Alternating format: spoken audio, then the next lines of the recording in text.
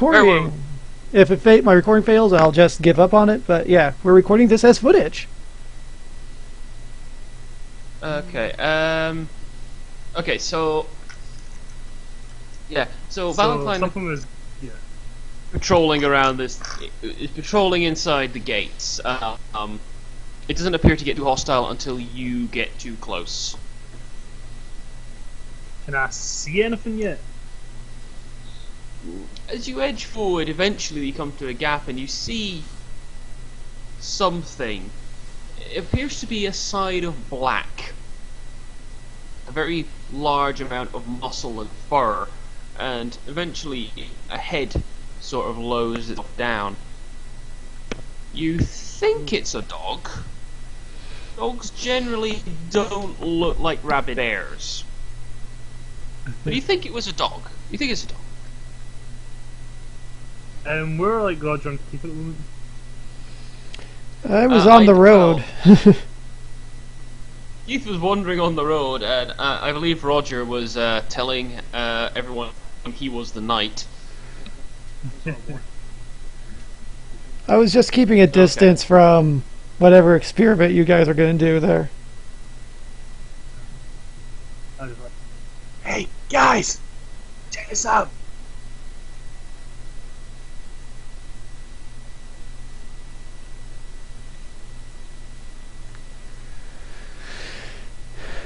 Okay, I head over.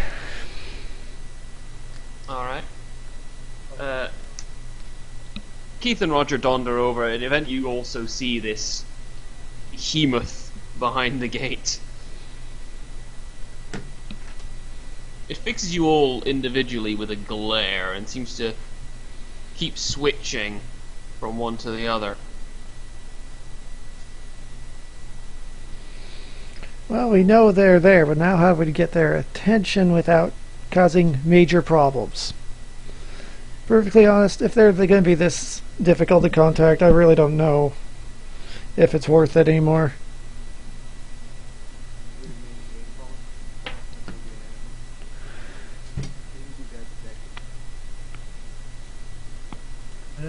So we could always show it to those crone people instead.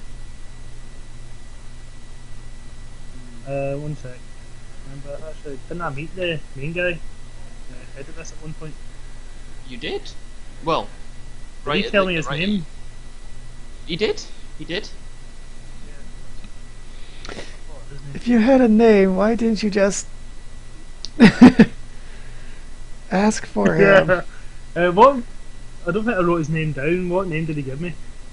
Like, I've got Angara. Wasn't that the name of this like guard guy? Yeah? You could try that. What's his name though? The head. His name was Yanos Duval. Alright, I'm gonna go back down to the buzzer then. The buzzer does its thing, and a few minutes later, hello, may I help you? Yeah, it's Yanos. Fan there. There's silence on the other end, and then there comes, who is this? Huh. I'm a friend. I come bearing gifts. No, if we had a proper coterie name, we could just say that at these damn things. It'd probably solve things easier. But really, we don't have one, do we? There's a chuckle from the other end. It says, I somehow doubt that you are a friend of Mr. Duval. He doesn't have any. What about Angara? I don't think you made many friends there at the party.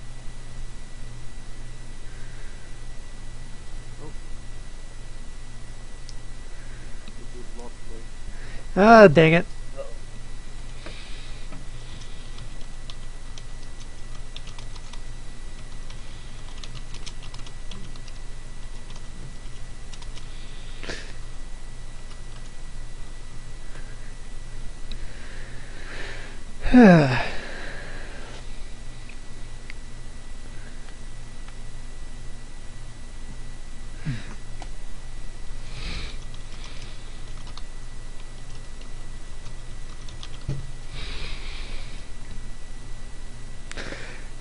The best part is, now that this is on video, they can see our text of frustration. Yeah. The video doesn't really show much other than Yeah. Chances are I can just rip the audio track from it.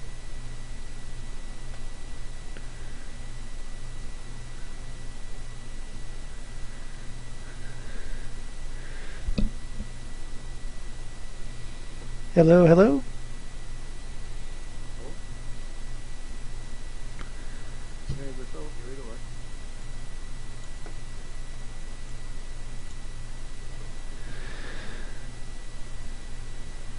Huh.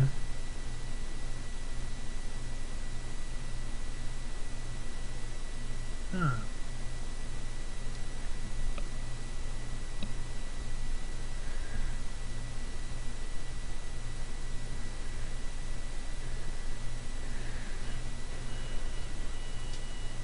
And he comes in.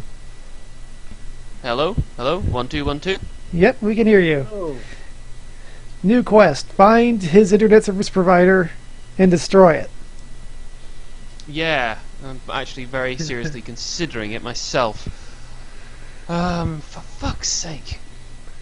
Right, okay, yes, you asked about Angarath.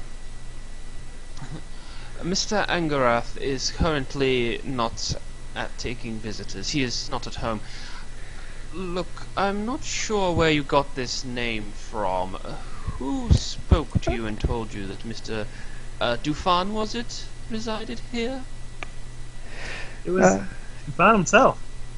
He didn't say he lived here, but Tommy strongly hinted on it.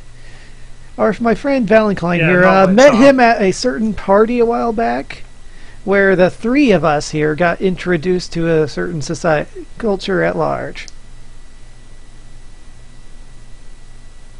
There's silence at the other end for a few more minutes, and then Mr. will see you. However, I must be in a particularly foul mood this evening. Please tread with care. Whilst you are here, you are quite safe, but I do not pretend to say that he will not occasionally throw a chalkboard eraser at you. There's a slight buzzing noise, and the gates swing open on their hinges. Step in result. towards cautiously and making sure a certain dog thing isn't coming after us. As you enter, you actually see that the gate lines itself into sort of pulls you towards the door, so the dog couldn't get to you if you're walking on the path. Essentially, the big bastard in the garden. If you try to go over the fence, you're going to regret it. But if you're coming in the front door, you really have nothing to worry about. Gotcha. You reach the door, and it creaks open to reveal a approximately 4 foot tall Oompa Loompa, or rather, being one of the Oompa Loompas. He's a quite shriveled little old man with a wisp of white hair on the back, and he is dressed, quite frankly, in the most stereotypical butler outfit you can imagine. He looks all three over, mutters something, and then says, please come in. I shall take you to Mr. Dufan's private study. So I'm going to assume you all cross the threshold? Yep. Yeah. Is it, oh no. I'm now trying to picture the architectural physics of this frat house somehow being turned into this. Yep. Well, they're all sort of old, they're all like old baroque buildings anyway, so especially if it's like actually people doing that. True. That's quite correct. But as I did Go to note... the to the left and like save my progress. I wondered if someone would notice it. Yes, this is the entrance hall to the Spencer Mansion from Resident Evil 1. or to be correct, the remake. Because there's no way in hell if PS1's pulling those graphics off. Unless it was a pre-rendered background like 7. The Final Fantasies.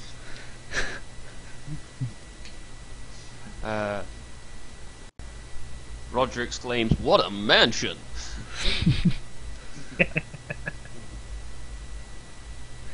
You can sort of It's- gasp a little bit around you, as it seems to be very much a layer of grandeur around everything.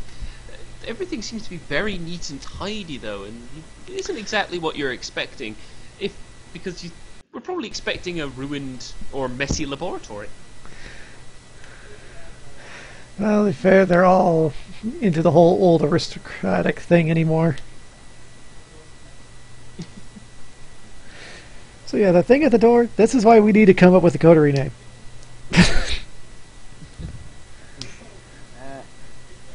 Or or this does prove that on occasion name dropping works.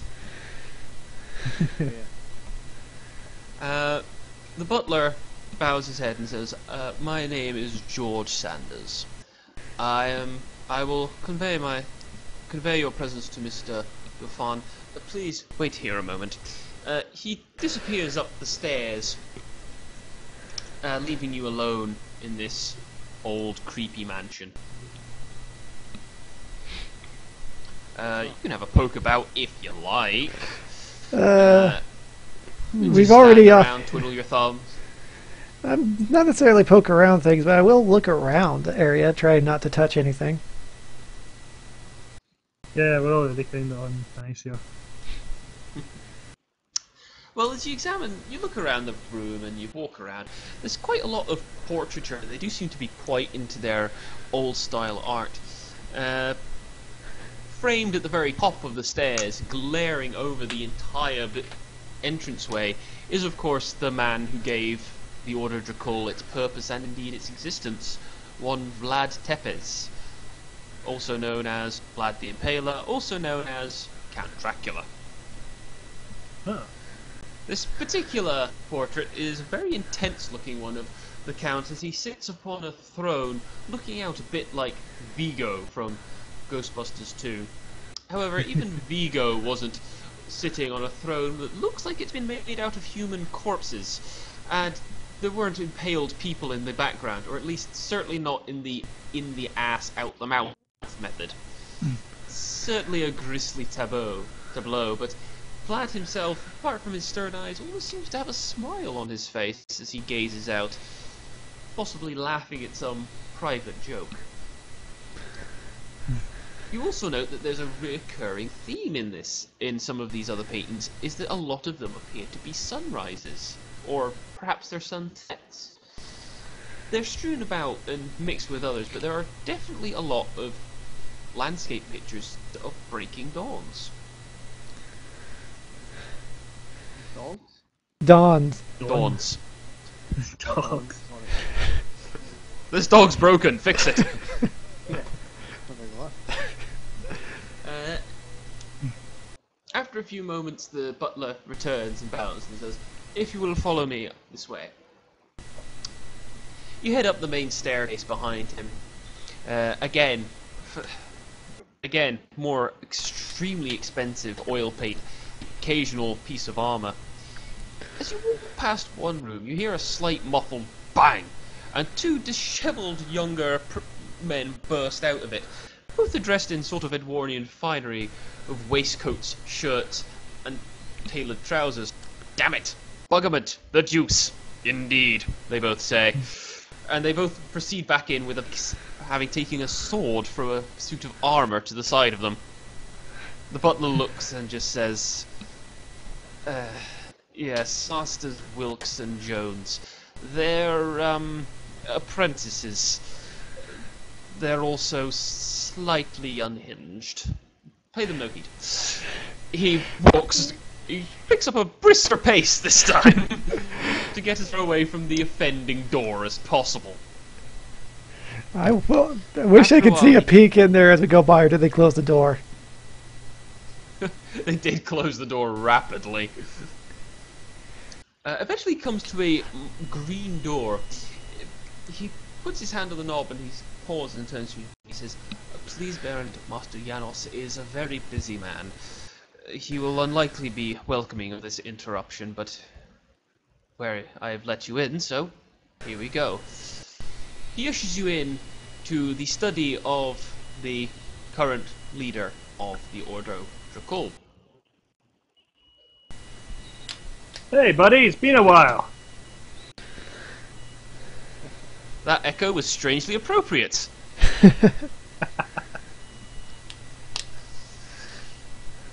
Yanos sits behind the desk, currently reading over a very thick, leather-bound and worm-eaten tome. At Valentine's loud hail, he looks up with an intense look of annoyance and distaste at you. Oh, God, it's you, he says. Ugh. He looks at the butler and just waves him away with a very irate glance that seems to say, I'll deal with you later. He closes the book surreptitiously and stands. My name is Yanos Duval. I am the head of the Ordo Dracul in the city of New Birmingham. Now, what the hell do you want? Well, We've got a mystery for you. you have to say everything like that, do you? Okay. He rolls his eyes and says, well, Velma, perhaps you should go and find Daphne and Scooby.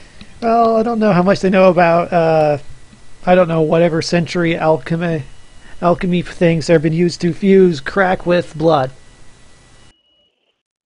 Rather Viaculum. Okay, I'll just show you Yanos here.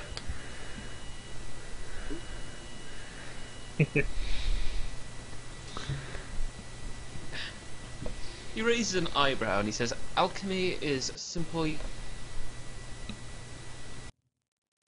Is simply... Check, 1 2 1 2. Yep, we can hear you now. But you get it like just right after simply, so... Is simply bunkum convicted by medieval lunatics who decided to find a way of getting away with drinking their own urine. Well, unfortunately, they actually have been succeeding rather well in making the drug Crimson and its horrific effects. It's them being a certain brood. What is it, Belial? He furrows his... On everyone of it, Danny?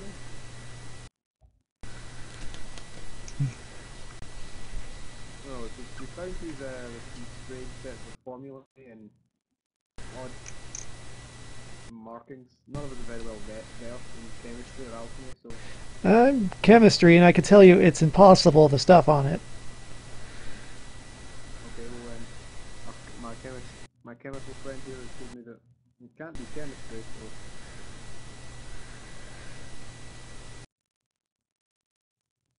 So we've lost him again. Damn it! Mark, you're actually pretty quiet for me. Like, is your mic turned up? Try turning me up on roll 20, because everyone's I've really quiet. got you up at max, but you're really quiet. The mic's the same as it normally is, like in Skype. Was it fine in Skype earlier? Did you Nah, but I'm adjust saying, your... like, see, You can adjust your own volumes being your own sent. volume.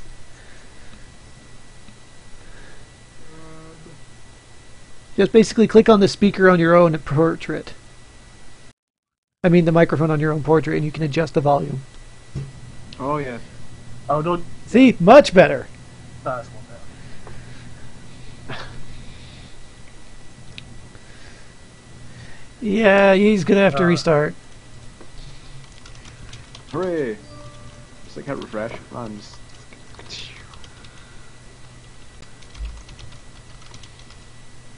I'll try getting Google Hangouts working. Google, I don't think it would help. I honestly don't. No. Because it's his connection. If Roll20 is even doing problems for him, it's... Google Hangouts with just as much problem. Oh, Dan.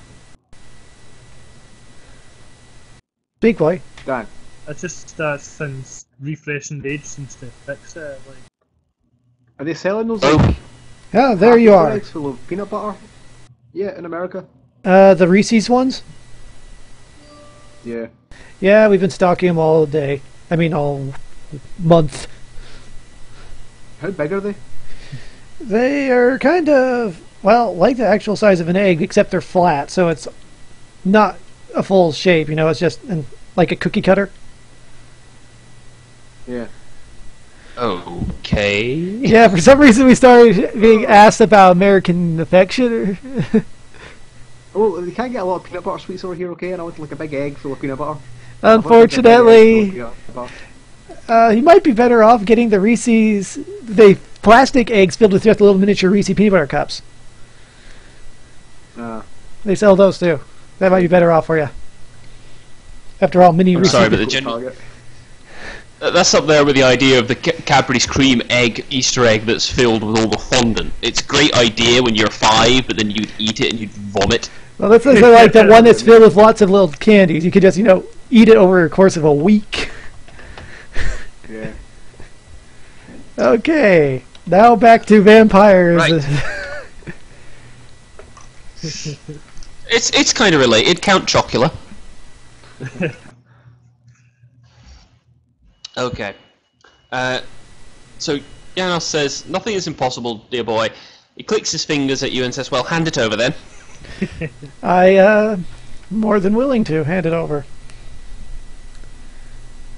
Present him Sorry? the documents. I present him the documents just Okay. like that. He takes them and looks at them, and he moves over to another table and grasps a magnifying glass before going over it. I'd show you the end result, but unfortunately we kind of made that place explode.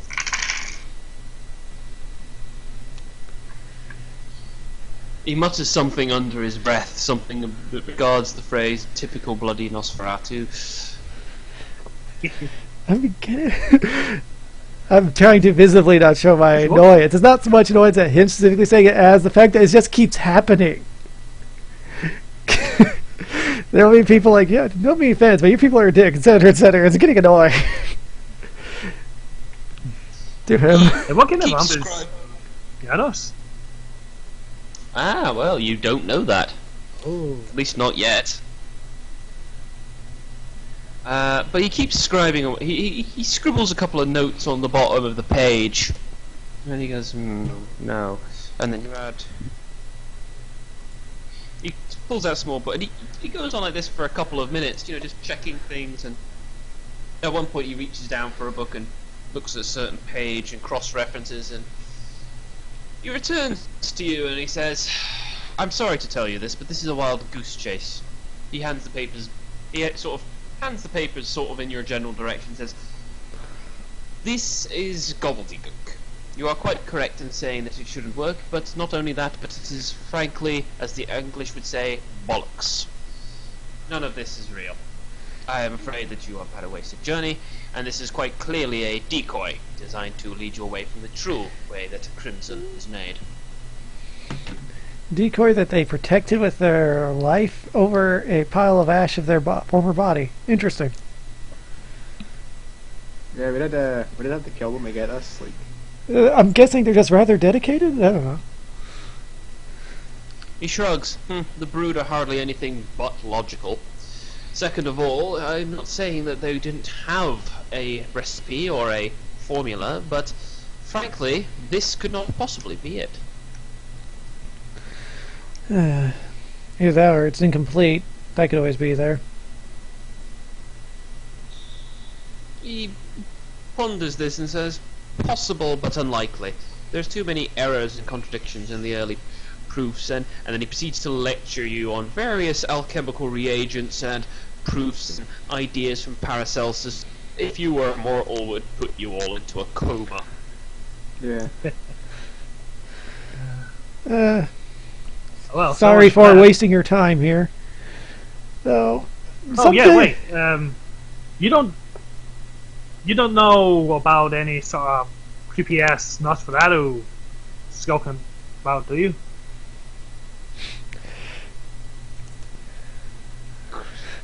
He Actually- pinches the bridge of his nose. Creepy-ass Nosferatu.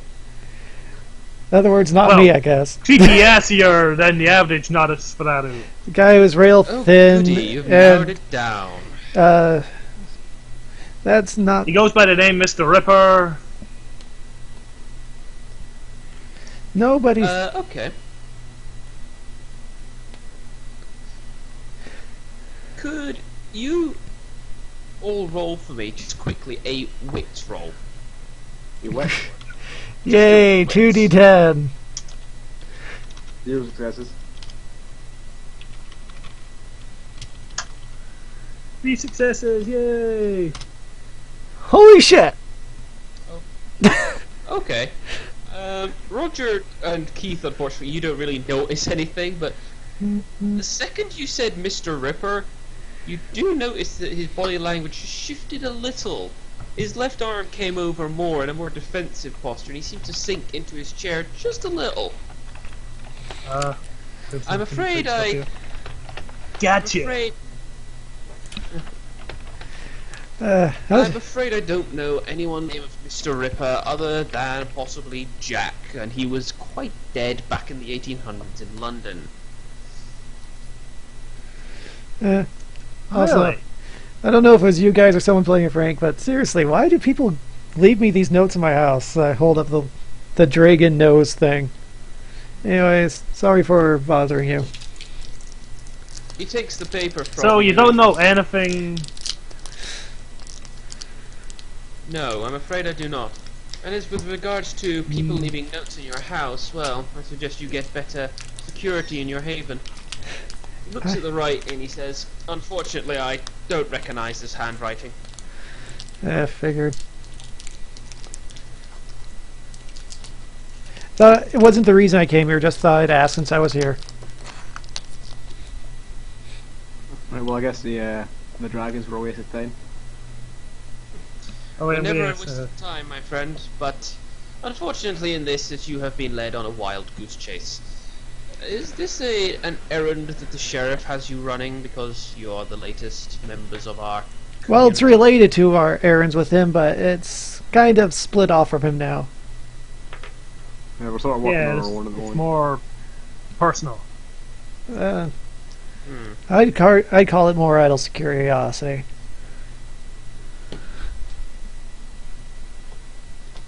Very well, he says. If that is all, and he returns to his book. But actually I still want to ask him more about this Mr. Ripper guy. You want to press him? I don't know if I'd want to do that. So really, you don't know anything about Mr. Ripper? Nothing about, oh, white, black hair, Nosferatu, skulking about the rooftops, Ides of March, full moon, He looks at you as though you have just grown another head. Yes, I believe I stated that. I do not know anything about a Nosferatu by the name of Mr. Ripper. I do not know anything Dead about... Julie. I was waiting for you to say that. I wasn't going to suggest it though because I wasn't there at Walter's. Not Walter. He shakes his head. He says, "No, none of these terms are familiar to me, I'm afraid. Or Thomas's, that's it. I'm afraid you are barking up the wrong tree." Thomas seemed to be pretty interested in him. The moment that name escapes your lips, the pen in his hand snaps. He glares deliberately at you and stands. Okay, I think we've overstayed our welcome. I will give you one warning. Not from myself, but from the entire Ordo Dracul. Do not mention that kindred within earshot of any of us. Yikes. Okay. Gotcha! Get out! I've been trying to leave for a while now. I'm happy to leave. Yes. You all scuttle out of his office. Okay, Velicline, we're going to need to talk to you about restraint, and maybe being overly extroverted isn't the best idea all the time.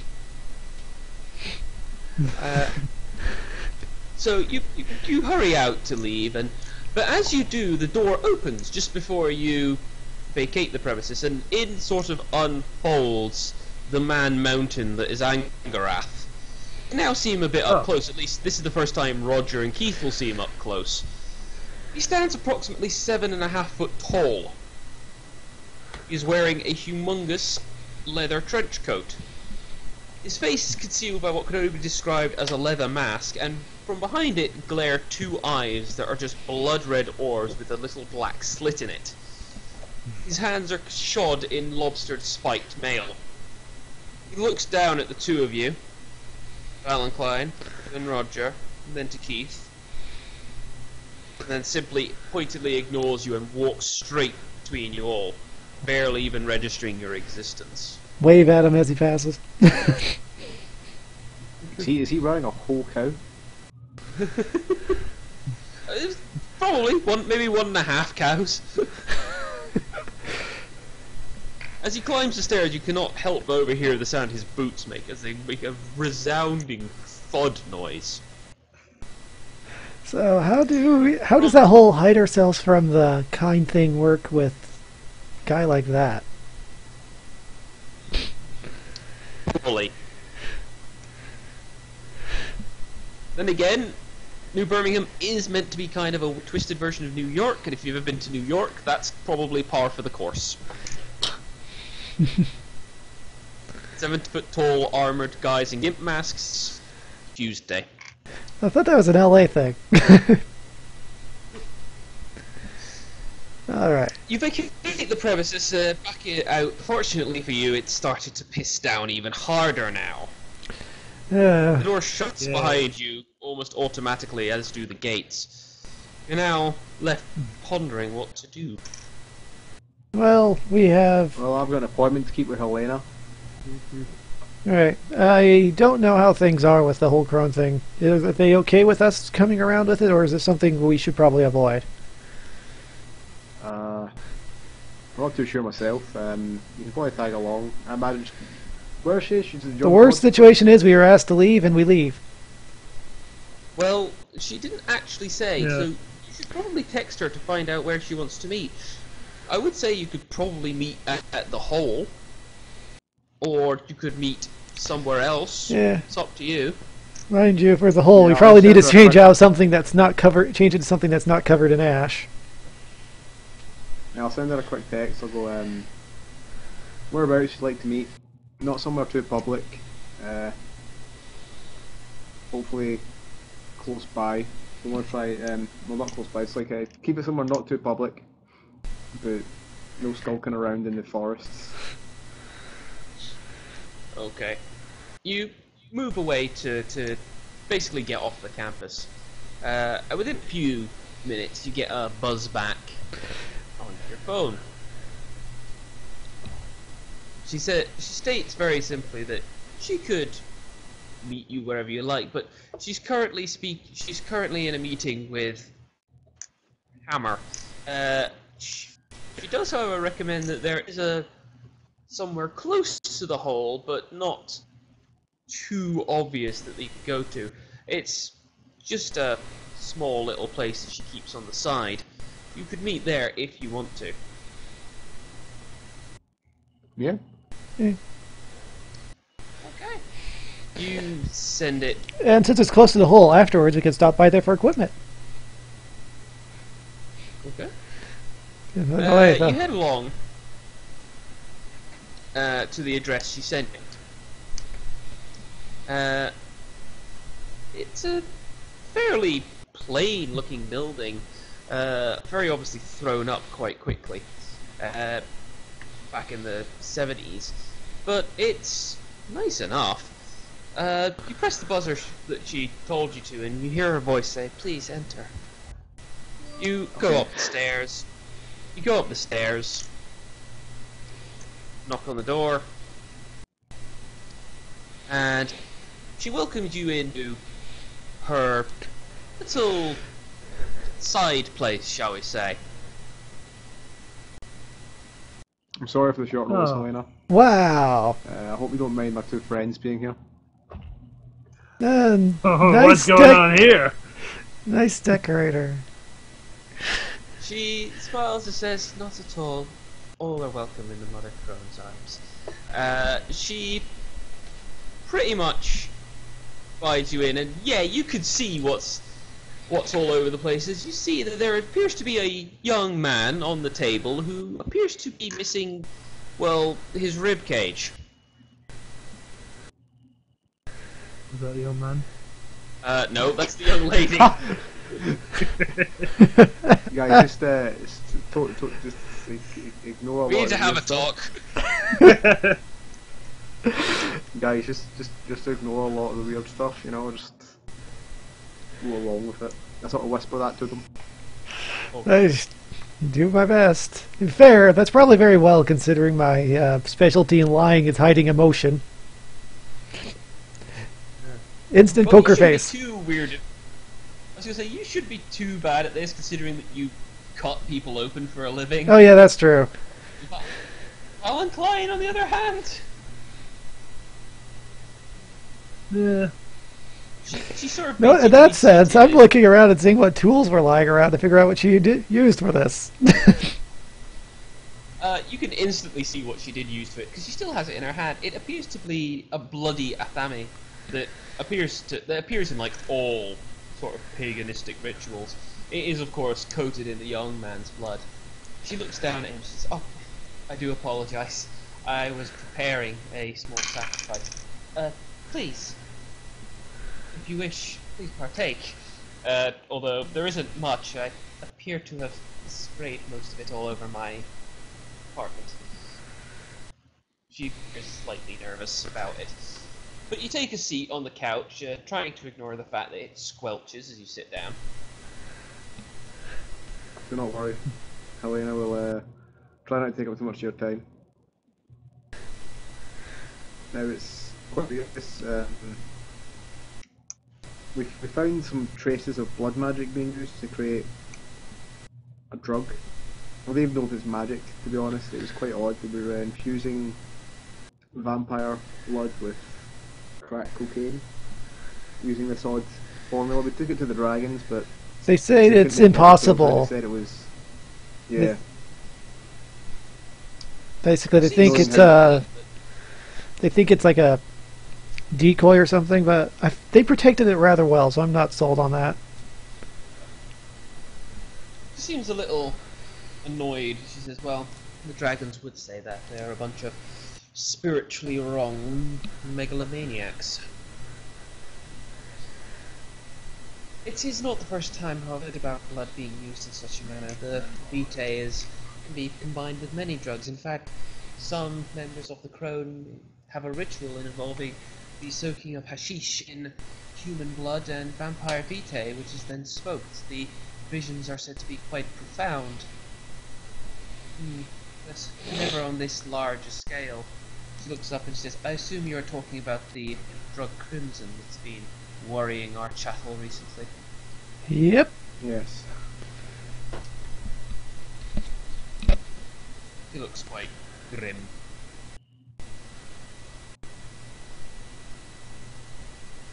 And the problem is we've no real idea how it's distributed. Well, we know it's distributed, we don't know how it's made in any way.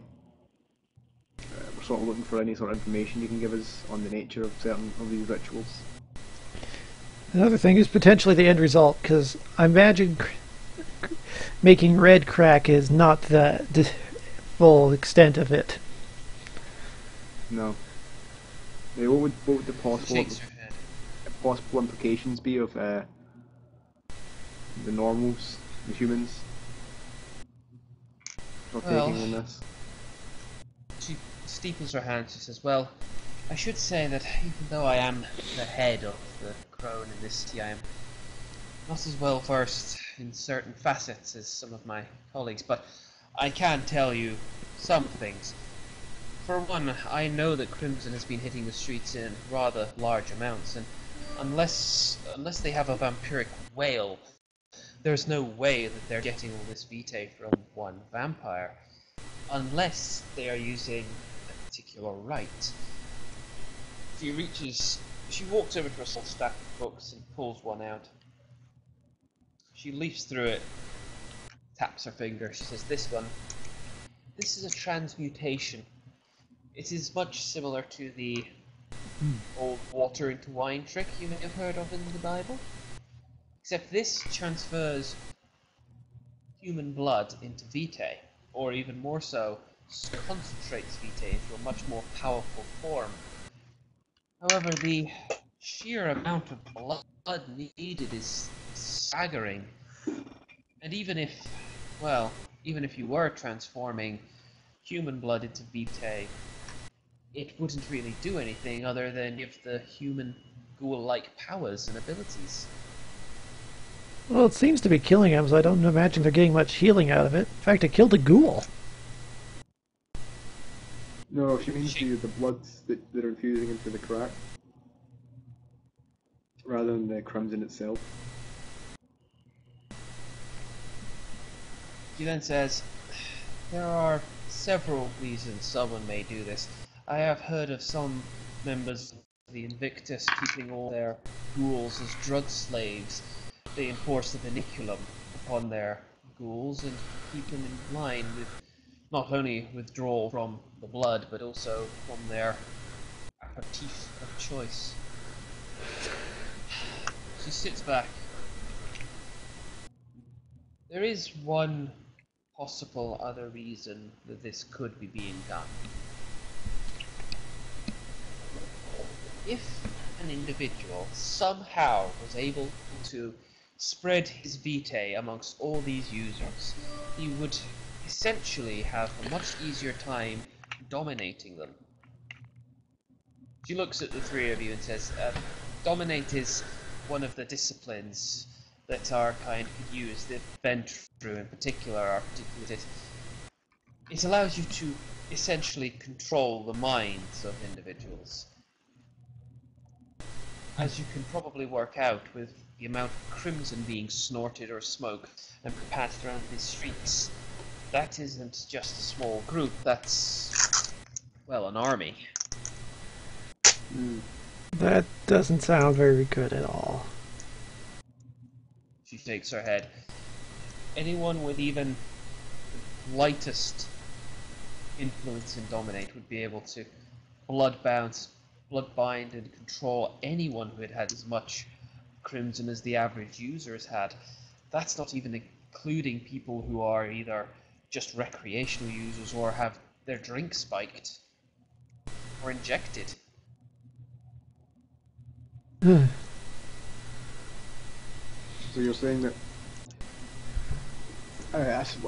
some kindred, most likely a Ventru, although not definitely, is trying to spread his vitae so he can dominate other humans easily? She nods, but she says, you are quite correct, although I should say it would work possibly even on ghouls who have not had the third vinculum, and even vampires who are unbound by any vinculum. Of course, it would require quite a bit more than it would take to bind a human, but if a vampire was a heavy user... Bless you. I didn't think we could still do that.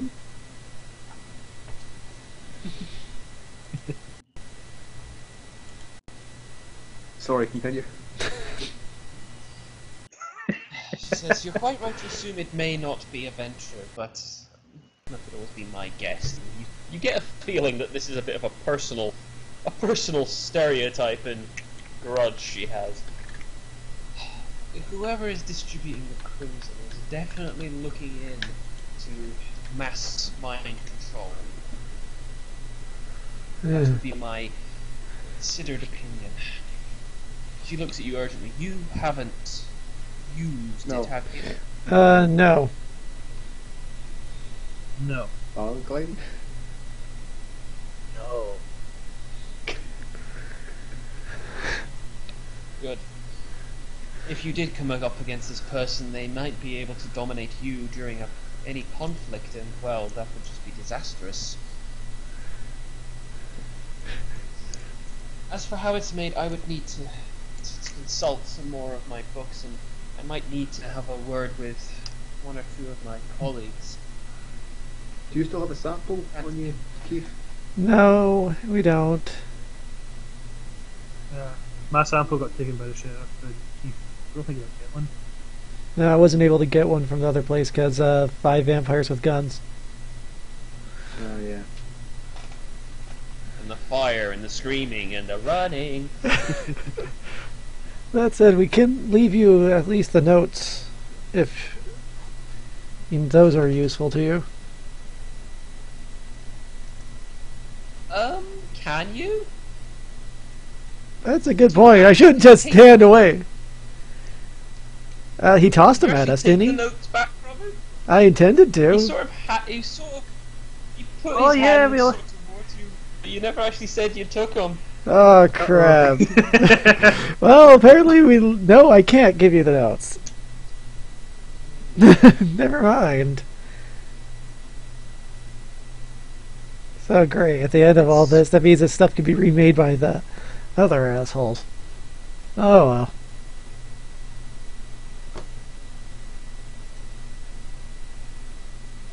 Fuck. For those watching, I've just been disconnected.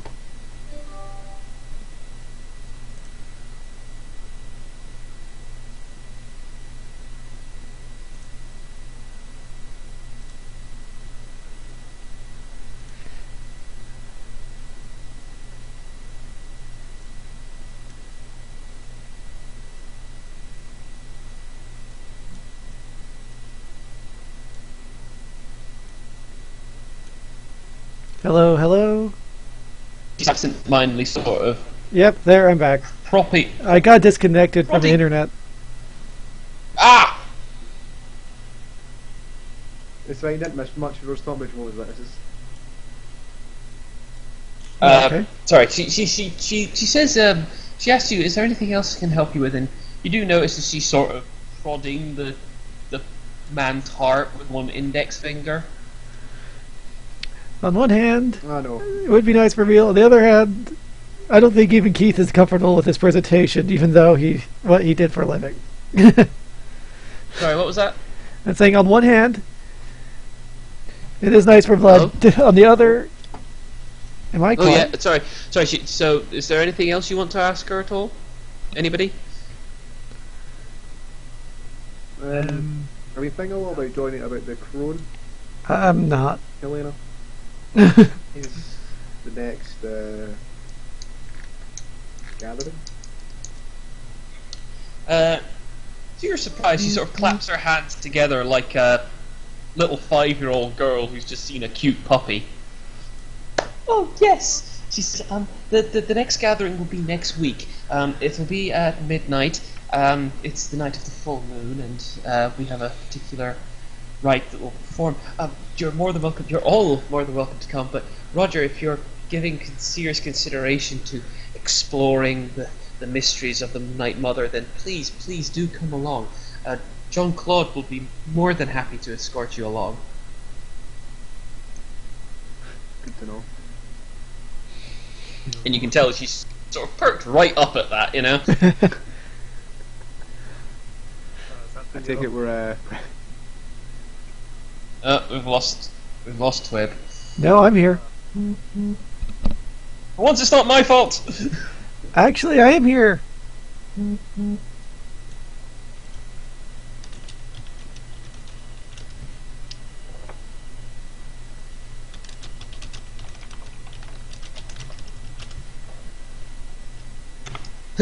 Okay.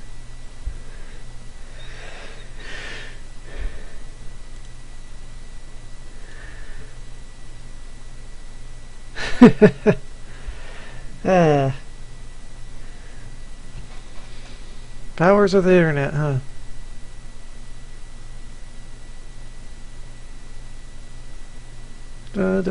Waiting for a connection. And can hear you all again. Yep, we can hear you now. Internet's just been lovely for us. Glitch wasn't my fault. Yeah, as I was saying, when you were having your problems with Skype, it might just be easier if I go to a phone box and just choke it with 10 pence pieces. It at least wouldn't disconnect. Or 4G Skype. Yeah. So, in case you missed it, Rogers inquired about maybe joining the Circle of Crone. She reacted very favourably to this. In fact, Yeah, she I did hear all more that. if We've lost Valentine. okay. I don't know what it is. I'll probably be next.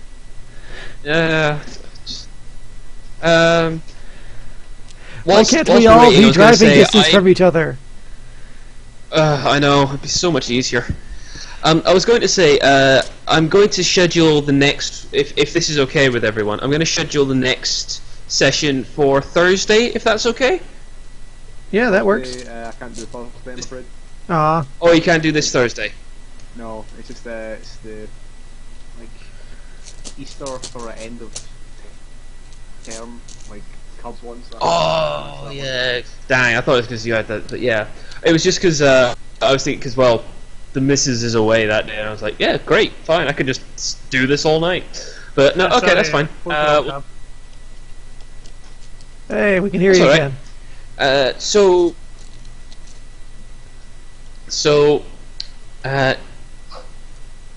phlegm. So yes, you have all been invited to go to the next Hippy Dippy Wiccan Murder Powwow. So, if you have any other questions, you can certainly ask them, or if you want to take your leave, you may. I think Keith would want to take his leave. Politely, of course. Well, that's all for us now, Helena.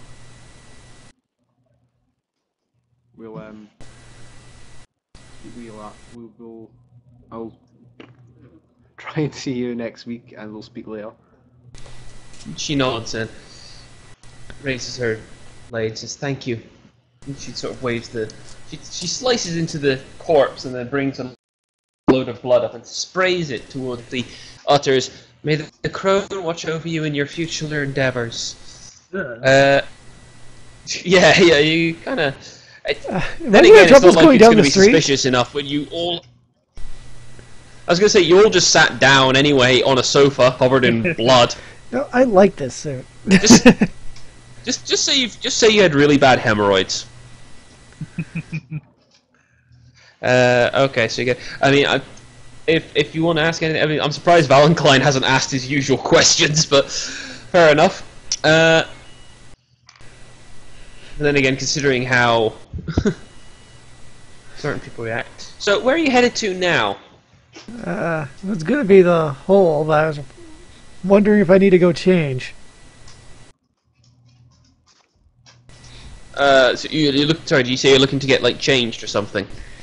Like I said, well, originally we were going to... He's going to head to the hole, but he doesn't know if he needs to be changed. Get changed. Yeah. Well, the hole isn't too far, so you could probably go there. Whether or not you'll be able to get some fresh clothes, but frankly, you would all probably have to return to your havens at this point. Yeah, that's right. It's probably getting late or early. Yeah, time's slowly marching on, but you could probably do this. Or of course you can, as I say, you can ask at the hole. They may have some spare clothes that you could bother. Although, of course, you may face a mocking for it. Yeah, I think I'll just head home, guys. It's a bit... Yeah, makes sense. Kind of late. Yeah, well, kind of early. Yeah, the sun is not too far off here.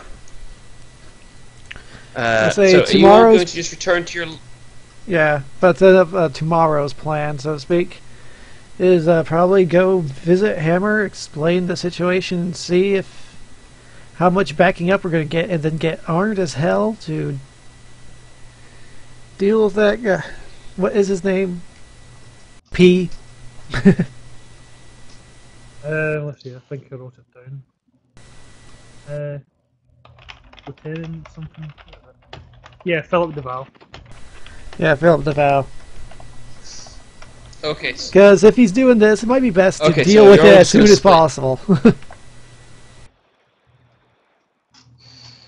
Okay, so you actually mentioned Philip Duval to thingy. With this.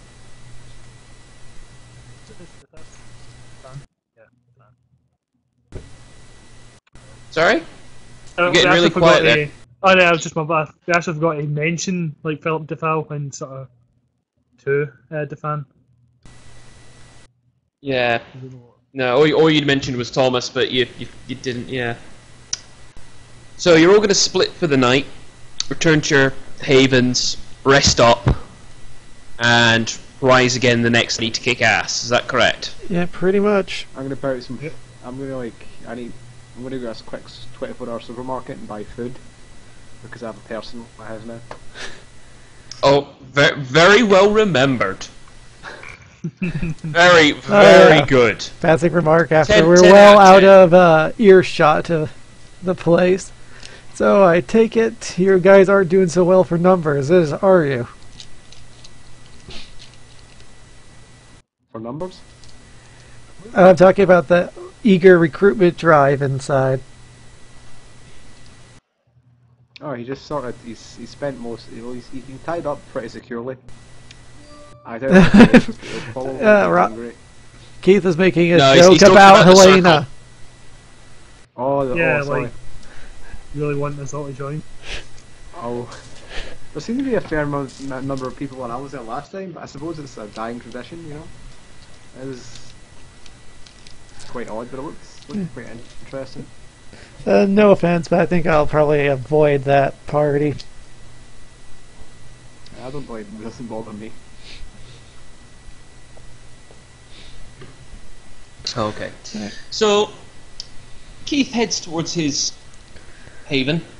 Valentine, I'm assuming you're doing the same? Are you still crashing with Olga, or are you going back to your shed? Oh,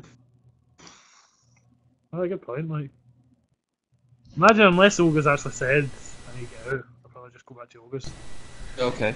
You might want to start making and preparations Roger's for a haven, but that's a time-consuming thing.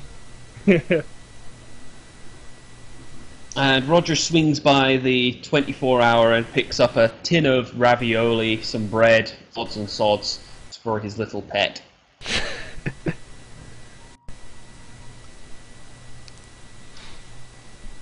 So, you return to your havens. Keith lies down on his sort of couch that he sort of just flops on occasionally. Valentine gets into his nice, super comfy ass bed that's like ridiculously too big for him. Roger feeds the dog, gives him a biscuit, and sort of crashes into bed after throwing his... I think you all, like, strip off and throw your clothes. It's like some sort of hamper or something. I'm putting it in a trash bag. Oh! Don't need to get extra. the blood through everything. Okay. As you all sleep, in air commas, as you all sleep that day, you feel slightly troubled, and it's not exactly a good... Most of the time you just pass out and the occasional fragmentary dream, but this seems a bit more heavy. You feel more sluggish, as though you can't move. And it feels as if a great weight is on your chest. You know, as if, like, you know when you have a really bad cold and you just can't breathe? Although, of course, that's not exactly an issue with it, but you all just sort of feel heavy in the chest. Could you all roll a d10 for me? Oh no. What did we get ourselves exposed to? Could be when we cross the threshold, or could be when we got... I'm fucked.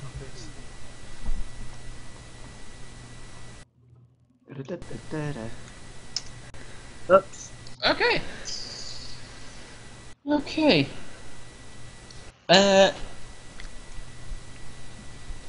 Keith and Valentine, you basically have what amounts to a crap night's sleep, basically.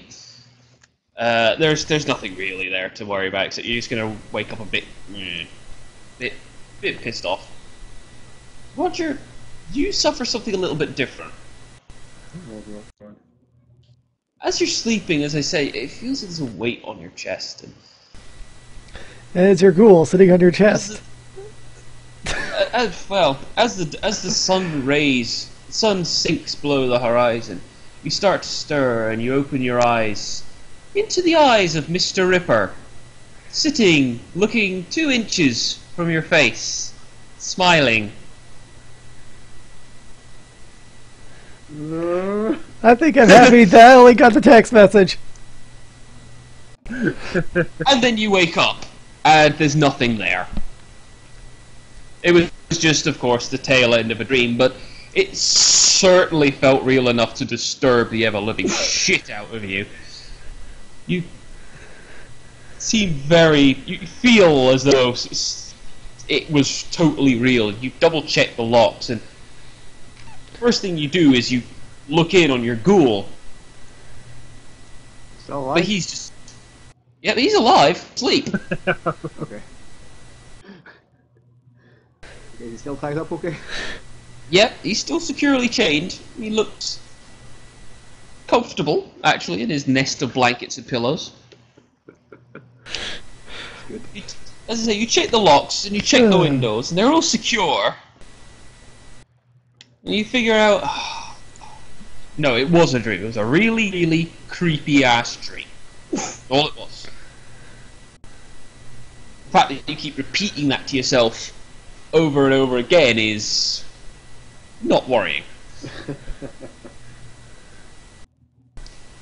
But you all dress. If you can all remember to deduct a blood point as well, because you again. So you're all down 1 blood point. I'm not going to say again. And remember me? I take it, are you all meeting at the hole? Yep. Yeah, it's a Yeah. usual meeting point. Just average plain old clothes this time, not running around my nice great suit, which is going to get the strangest stories at whatever cleaner I take that to. Cut yourself shaving on your ass? I just you know take what, it to that to that guy from the first session. Yeah, you could do if you wanted to. Not for this night though. Who knows how much blood's gonna get on this outfit too. Oh, okay. But you dress in sort of regular clothes. Valentine, you see, this is the thing. Valentine, you didn't really have that many clothes to begin with, so your regular attire's gone in the wash. So... Yeah, well, I just rinsed it and it's like... Yes, because that just you're gets rid of blood. Well, they're already caked with sitting that as well, so I don't think it'd be too noticeable. Well, I was going to say, you open the wardrobe and you find that there are actually several sets of clothing in there from Olga. They're all a bit on the swank side, though. But you've rinsed off the blood as best you can and the ash, and you wring them out, and yeah, you look like a fucking hobo. Roger, meanwhile, goes in, puts on some fairly regular clothes, nice shirt, good boots, good trousers, and you all head out. Many shirts. You check one last time on your ghoul, and he looks up at you and says, "Thanks for the food, man, and the hit. Is there anything I can do around here?" No. Clean my clothing. I've got a wash that needs done. He looks at the chain and he figures, yeah, I think I could do that. I think I can reach. Yeah, sure, no problem, sir. Okay. Do you have even a TV for him? Well, yeah, I mean, like, this is like based on my old apartment, but with blacks up on the windows, so, and a better door. I thought you said something very different there. Suddenly, sorry. You're gonna black him up? Wait, what? No, it's like it's just my old apartment. Okay, that's with, fair enough. With like big massive curtains. Well, the guy might yeah. get rickets though if he doesn't get sunlight. I mean, eventually you'll be able to release him a bit from it, but anyway, you head to the hall. Don't forget to take your vitamin D tablets. It's pretty much all arrive about the same sort of time as you'd kind of arranged for it. Behind the bar is Victor, the dreadlocked bartender, you all remember. And unfortunately, though, sitting on one of the far corners, you notice a familiar blonde-haired individual. Ah, good old Reich. He seems right. to be sort of... Hello. Hello. I was going to say, he hasn't noticed you yet. So you're meeting up with a Spanish guy. Oh, now you're taunting him. Mustache. I thought my vice okay. was pride here. Mine's proud as well. Yeah, you're both very proud guys. Oh, never mind.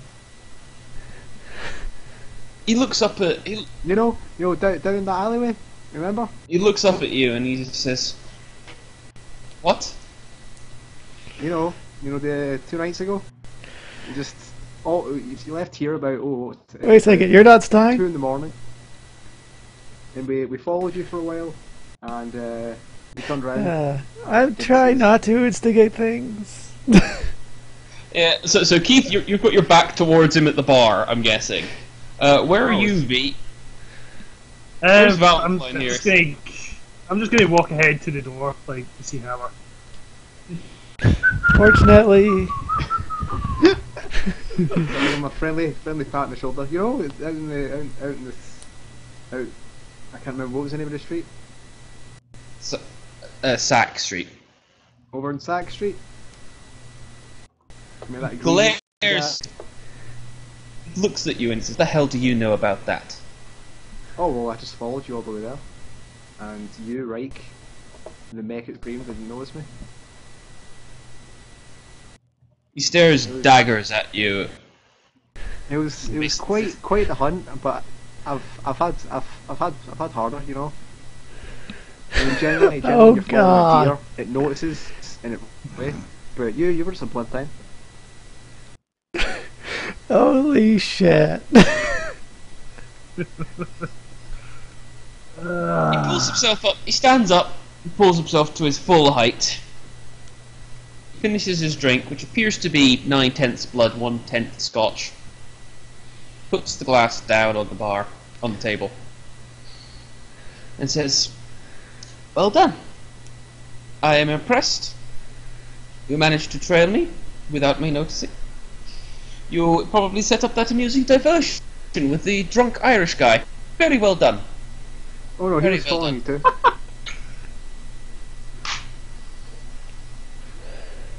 He just blew you away with his amazing acting skill. I must say that they were quite splendid. You see his fist seems to be clenching a few times, and he just storms past you out of the club. So Roger may Probably add walked right past me, gained who a willpower managed to point, avoid you spent anything. one. But in the words of the Walking Dead video game, Reich will remember that. Reich will remember that. Oh yeah, he'll remember. Remember, Showed up you by cannot vampire get a like willpower you're- point unless what you did was bad for you. Yeah. So the fact that you got one back should be a clue. Oh, all I Yep. did was I gave in to my vice, and I suppose you're supposed to get willpower for that anyway. So Yeah. Yeah, it's kind of ambivalent. It's like as if it puts you at, and it's true though. You're right. It puts you at a disadvantage. Like if your vice is lust, and it's like, well, dude, you could have sex with the corpse, but that would be wrong. The corpse would probably have issues with it. But you go, a hole's a hole. I'll give you a willpower point back from that. I'd call the intelligence services on you, and very probably just go, don't go near that guy. But it would it would regain a willpower point, because particularly if the cops are coming. But yes, you're quite correct. Reich will remember that, and you probably have put yourself at a disadvantage with him. He's probably not too happy with. Oh, wait a probably sec, too I just realized something here. Now, everybody who has been alienating themselves from him but me, and I'm the one who has no social skills. Yep. So, great, I'm going to have to be our front man to tell if we ever need something from Reich. And you'd have to not let on that you know those two. Pretty much. Or that I burnt down his supplies. Same thing. When I saunter up to the bar with a grin on my face. I will admit there, Roger, that was pretty damn funny. Stupid, but pretty damn funny. Yeah, he's a bit... whenever you see him, it's just the whole smug attitude he's got. I had to put him down a peg. Victor the Rasta wipes the glass and nods and says, "Yeah, that's true. Tell you one thing though. There's vampires who are 1,000-year old. There's vampires who is Ventru, the Carthians, everything. I ain't never seen someone who can hold a grudge like that guy." He says, "Be careful, alright?" I'll be fine, I'll be fine. I mean, if a man can't take alcohol sport, then he needs to do a lot of growing up. True. You're looking for the bossies upstairs. Seems a bit panicky about something. We probably won't do too much to alleviate that with our meeting, but hopefully afterwards. Yeah, we'll see what we can do. Hopefully he's not in a bad mood. Alright. Can you let him know we're heading up? Yep. Okay. If this thing will behave, it will let me transfer. Ah. There we go. Ah, still sort of sitting. You head into the office. He's always in a boxing pose all the time. He's always ready to punch a fucker out. Just in case. Yeah. Best way to be, just in case. Hammer looks up as you enter. And he looks over you eagerly. So, got any news? Multiple parts, some of varying degrees of usefulness. Well, we'll start with the big news. And that's what we got from... You know Helena? He nods his head, yeah. Yeah, we're pretty tight. I was speaking to her about how we noticed how Crimson was being made, and she gave me what she believes is the reason it's being distributed. Seems someone, most likely a Ventru, is wanting to exert domination over everyone who partakes of the drug. Snorts. It sounds about right for a goddamn blue blood. Oh, shit. Yeah, and we think the guy might be someone called Philip Duval. And we know roughly where he might live. He drums his fingers on the table, as if he's thinking deeply. Yeah, I remember that motherfucker. He was big in the Brood about back in the last little resurgence, but he wasn't the biggest of the big fish. He was what he was good was he was real good at rousing up the mob. He was also pretty handy with a sword, as far as I heard. It's like, yeah, like some motherfucker or something. But everyone assumed he got killed by a bunch of out-of-towners who'd come in, breezed in, looking for an easy bounty. Then sheriff decided to hire him on, and well, they said they killed him. Obviously not. And you say you know where this motherfucker... We've got an idea. I wouldn't say it's definite. But it's a fairly good He nods his head and says, "Alright. You've done a lot for us. You've done a lot for the movement. Now, all I'm going to ask you to do is... What I'm going to ask you to do now is big. I want you to take that motherfucker out. Kill him. Burn down his house and piss on the ashes." Metaphorical on that last one. And we lost Roger. Oh, yeah, we've lost someone.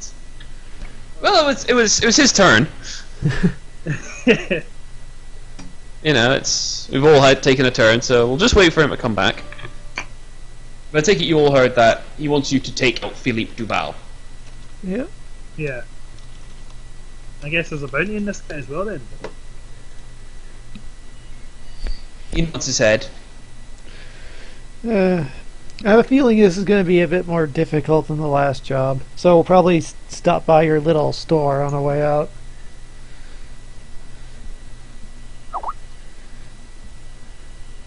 By the way, what skill would like grenades and stuff use? Oh, I know this. It is the guns skill, but there's actually the way you do it is slightly different. It involves your strength and throwing stuff. So it's like Strength plus firearms? yeah, it's like dexterity and athletics to throw something like that, and then you have to add your weapons. Because like at one dot, you probably know enough to take the pin out, and then throw the grenade. Whereas everything else, it just builds on that. But then again, of course, there's problems. See, this is the thing, is with the Roll20 speak, if as long as you're all just like the silhouettes, it's fine. I can hear and see you all. Yeah, but that's because that's once you a start separate getting pictures, Yeah, it's a Flash program, is what it is. yeah, Picture is it reloading into Flash. When it somehow gets disconnected, and we see the picture, that's just literally just an image. yeah, we can hear you, man. Oh wait, is that one? Yep. Okay, so basically he's offered you a job to waste Duval. And Val Klein asked, was there a bounty on this? He nods his head, says, you do this, you keep it under wraps, $10,000. Just curious, though, this is for something else to keep in mind. What hounds were those ones? Or is it all of his current hounds that are involved with that? Sorry? He said that The the hounds, sheriff got apparently hired they as killed him. hounds. These people that No, claim no, they killed him? It was some out of towners. Out of tanners. Oh, the sheriff hired some out of towners. Okay. Yeah, well, I said the then sheriff, Ah, not this sheriff. The okay. then sheriff Ignore my line of hired some comments. out-of-towners. Retcon. Yeah, I thought there was something about that as well. Yeah, no, good thinking, but no. I think that was just a lost in translation. Okay. He says, $10,000. You need anything from our stores? Take it. You can keep it for all I care. But you got to keep this on the DL, and you got to get rid of that motherfucker. And I want his fucking head or something that proves that son of a bitch is dead. When he turned to Ash, He shrugs. Grab his fucking fangs out of his head. I don't care. Anything. A book. A symbol. Something. It won't crumble to ash straight away. I don't think he was that old. He's probably only crumbled to ash after a couple of weeks. okay.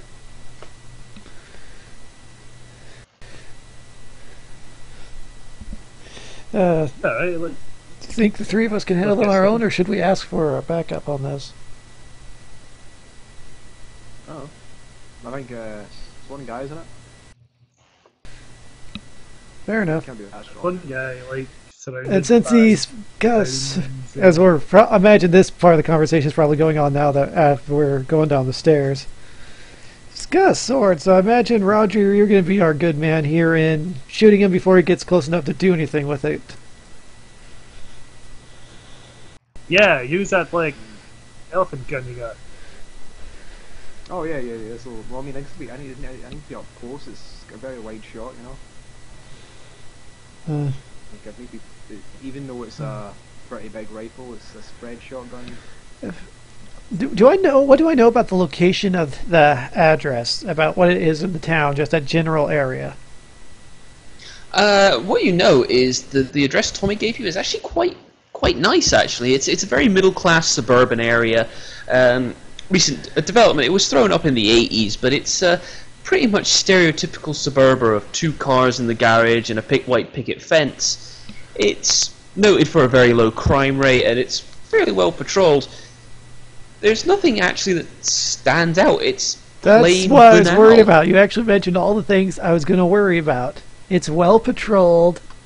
It's a nice residential area. That means I can't just go there, frickin' cover the place up with fire and leave.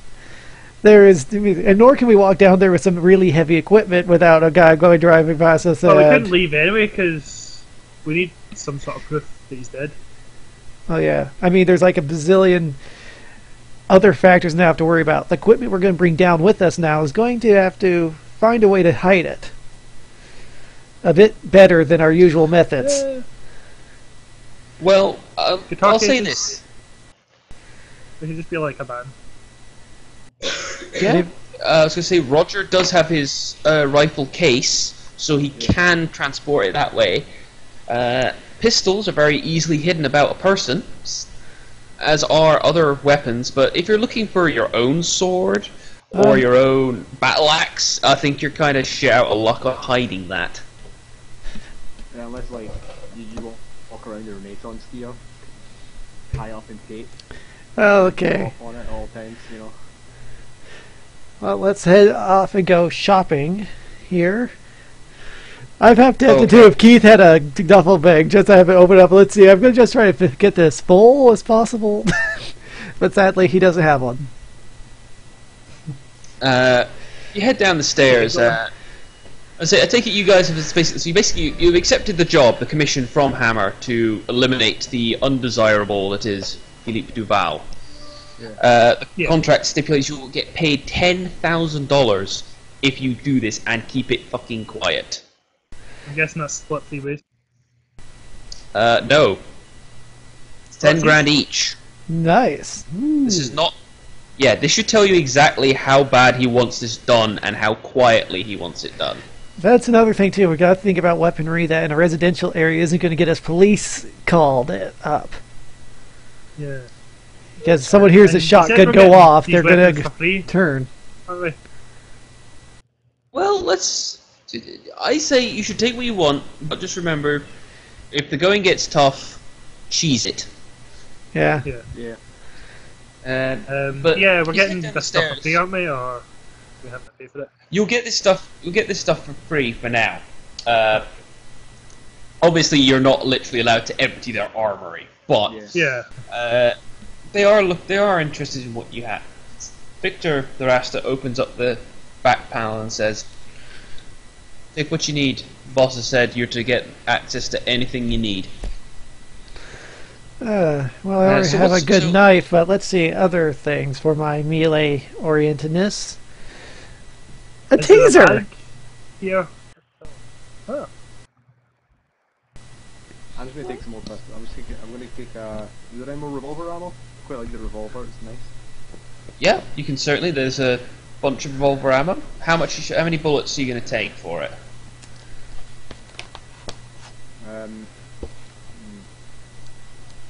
40. Yeah, let's go with 40. Okay. You grab a small box of ammo and stick it in your pocket for your little snub-nosed Saturday night special. Yeah, is there any bags or anything you've got there? You don't... Okay, I'll also take a little pistol. Oh, so you're going for a small semi-automatic pistol as well? Do they have one thing for you guys? Do they have silencers for you?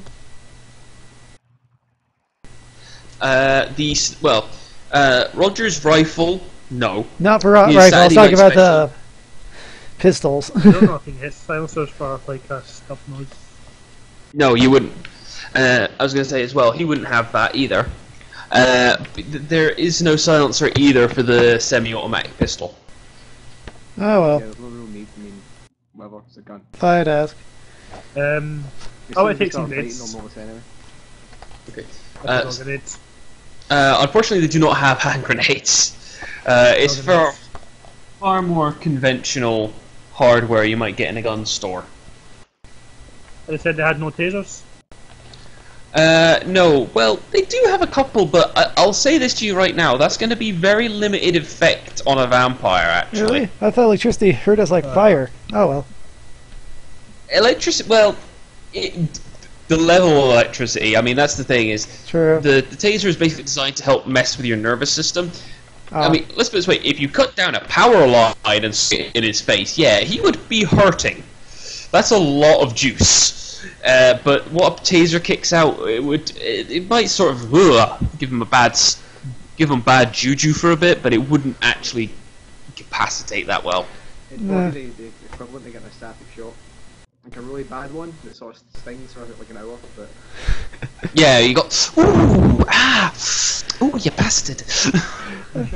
I've had one of those that made my hand ache. So it's like only once I've had one that bad. Yeah. Okay, I'm trying to think of what it is. I might just have to... I already have my close range weapon, so I'm going to need a pistol of some sort. Trying to figure out what would probably be best for someone who's as novice as I. Or did I ever get permission to spend that experience? Well, as you said, you've discussed some basics with Roger, so I'll give you that 1 dot. Okay, and that's Just 3 so points. you can possibly get a pistol. But Yeah, I'll if... sort of take him over. Is it like, you hold the gun here, and you pull the trigger like this, and you aim down here, and close your eye when you're aiming, and you want to make sure you support the gun, and aim it away from you. Hit them aim for the chest. There you go. Alright. Is there any, like, Kevlar body armor? That's a good point. Unfortunately, there doesn't appear to be. But how about just thick padding in case we encounter one of those ghoul dogs? There certainly is a couple of pieces of, like, well, not exactly. I'm not going to cover my entire thick. body. Just do it around my forearms, maybe. So if one comes at me, I can at least try to block with my arm. There is a couple of, like, very thick coats that you could certainly wear. They appear to be, like, for people who need a quick disguise. They're very thick and well padded and come with a hood. That's convenient in multiple reasons. So if you want Yeah, neither one. Oh, savage. Amazing. Is there any tape? Maybe I can just like tape a bunch of guns together and make some armor out of that. What? Oh, sorry. Tape a bunch of guns together and make armor out of that. What? You're not allowed to have gun armor. So yeah, it's a gun horse. It's DLC. I think I'll grab a revolver now that I have the basics under control. Actually, no. Semi-automatic pistol would be better because that can be reloaded quickly. Okay, a sort of good old style 9mm pistol then. Okay, Yeah. that's a good one. You're gonna take some ammo. How much ammo are you needing for it? Do you think? That's a good question. How much is a clip? This one holds 15. I guess That's 14 to 1 in the chamber. just 2 extra clips. Okay, so you're gonna have 3 total. Is that correct? Yep. Okay, so 1 semi-automatic pistol for Keith with his 3 clips and a thick padded jacket. So what's Valentine gonna take? I would take some gasoline again, but I don't want to burn down a neighborhood. Yeah, gasoline sounds like a bad idea. Yeah, until I get a fighting style, all I can really use is my fists. So. I've already got the brass knuckles. That's it. So you're just gonna stick with your fists. Fair enough. Yeah. If you're sure, I won't comment. Okay. Well, Again, if there's no armor, if there's no grenade, that's all. No. Like, so I don't have anything in weaponry. Well, I can in theory show you how to use a knife, but that's still experience points. Yeah, I'm saving it all for a fight still. Okay. Actually, I want to use my common sense roll here. Like, is there anything I could actually take that would be useful? Well, I'll say this: you don't have to use your common sense roll. You could just use a search if you want to search around, because this is mainly the stuff that's just on display and you've just grabbed. If you really want to have a rummage, I mean, there is a lot of crap in here that is of no use to any bugger. Oh, yeah, I want to rummage through it all. Okay, if you roll for me your investigation. Wits and investigation. 62.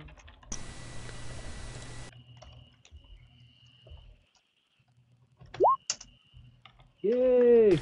Oh crap! You got 2 rerolls in there. The rerolls didn't help you, but they're still in there.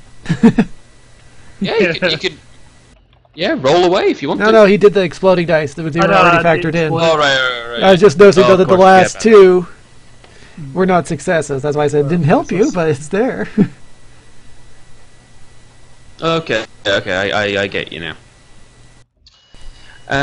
You rummage through various bits and pieces, and you just throwing them to the side as they're basically. There's a lot of really crap guns in here, and you're about to basically give up because, you know, as you say, you really want to sort of go with more like your fists.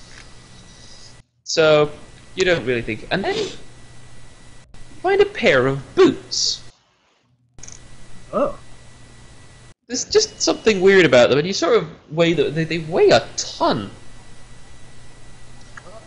You sort of lift them and shift them about, and then you click the heels together and almost kill yourself as a 3-inch blade shoots out from the front of each boot. Now, these will basically add 1 to any damage that you do in a fight.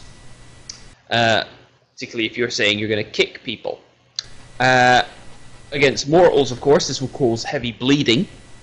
But with vampires, if you're declaring you're going for a kick and you hit, instead of bashing, you will do lethal damage instead. Really? So, it's a knife. Quite a nasty one, actually. 2 of them. I thought instead of taking lethal, you went to bashing as a vampire. That's pretty much the point, but it will escalate it to the lethal a lot quicker than just, you know, pounding away with a baseball bat would do. True. So as I say, they actually are your size, thankfully enough, and they're a little bit tight, but you know they still need a bit of a break in. But otherwise, yeah, they're not bad. So you can add the blade boots to your inventory, which add 1 to your damage. But please bear in mind, if you're just going with this, then you're going to be close combat, and that's your choice. So, is everybody happy what they have? I can't think of anything else that'd help me out in an area that's populated like that. Okay. That's another thing we're going to have to worry about. I'm going to get some gloves. Yeah, gloves are certainly... There's like loads of pairs of gloves, and eventually you'll find a pair. Remember, forensic science is very bad for us. So to be fair, if we bleed on anything, that's not going to be a problem. Because it'll just show up who we ate. No, fingerprints are much of a bother for me. I don't think so much of a... Yeah, but if we show up at a different thing again, they can link it again. You can easily find a simple pair of black leather gloves for B&E. It's not difficult. If you all want to take one, go ahead. No problem with that. Yeah, sorry about being all paranoid about this, but it's just the way I'm thinking. No, proper. Remember the 5P? Dash fit over these gloves. They will. It's very tight, but they just fit over them. Oh, good. What is it the brass knuckles add again? +1 bashing? Yes. So this is the thing: is you'll have to choose whether you want to go for a punch or a kick, really. But of course, sometimes you won't be able to punch, and other times you won't be able to kick. Yeah. The kick is +1 lethal. No, just +1 to your damage. Just but +1 damage. But again, Is it lethal? it gives you another option.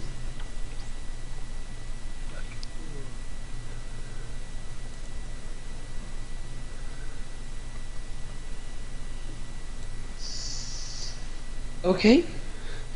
Okay. So, is everyone tooled up and ready to go? Yep. I certainly hope he doesn't need more than 3 clicks straight in the chest. 3 clips straight in the chest. Okay. That said, that's something to keep in mind, is that we're going to have to either be really good at... Is that as a vampire, he doesn't exactly have too many vital organs. Just 2. Heart and brain.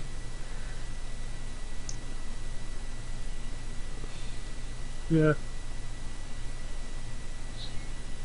Words to live by. Just shoot him in the chest. Don't get too complicated about it. Just shoot him in the chest.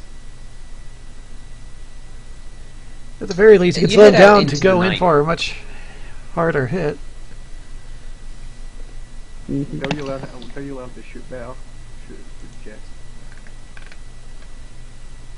Okay, you're all tooled up and ready to go, and you head out into the night as the wind starts to whip around you, and you start to feel a little bit badass. That will end shortly. So, sorry? I said that will end shortly. Might do.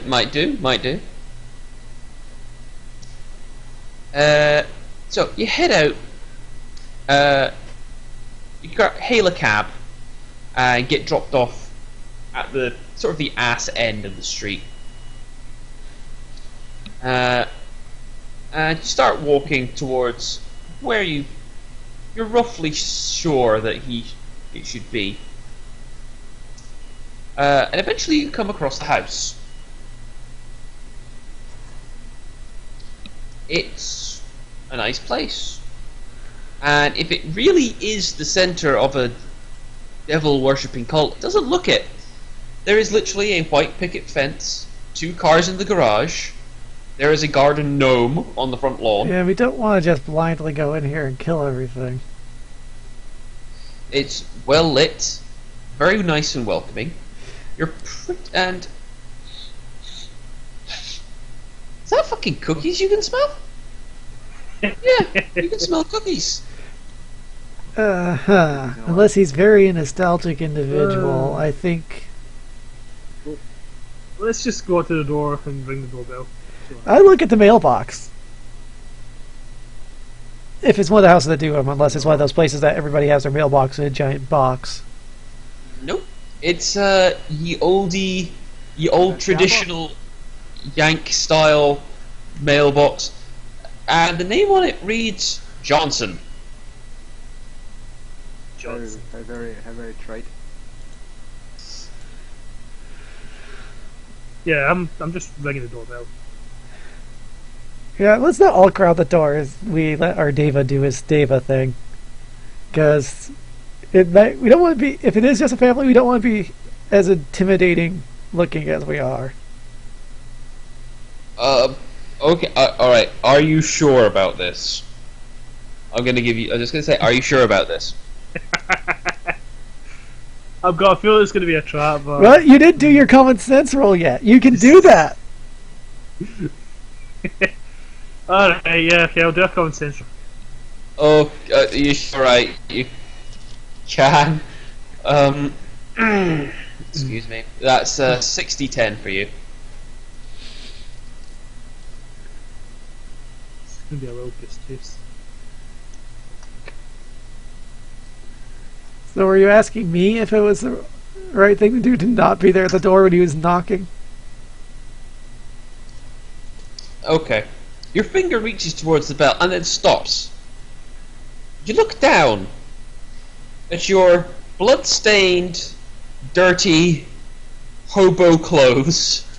Okay, that's what you're just getting at. And you realise that if this isn't who you think it is, you'll probably scream and call the cops.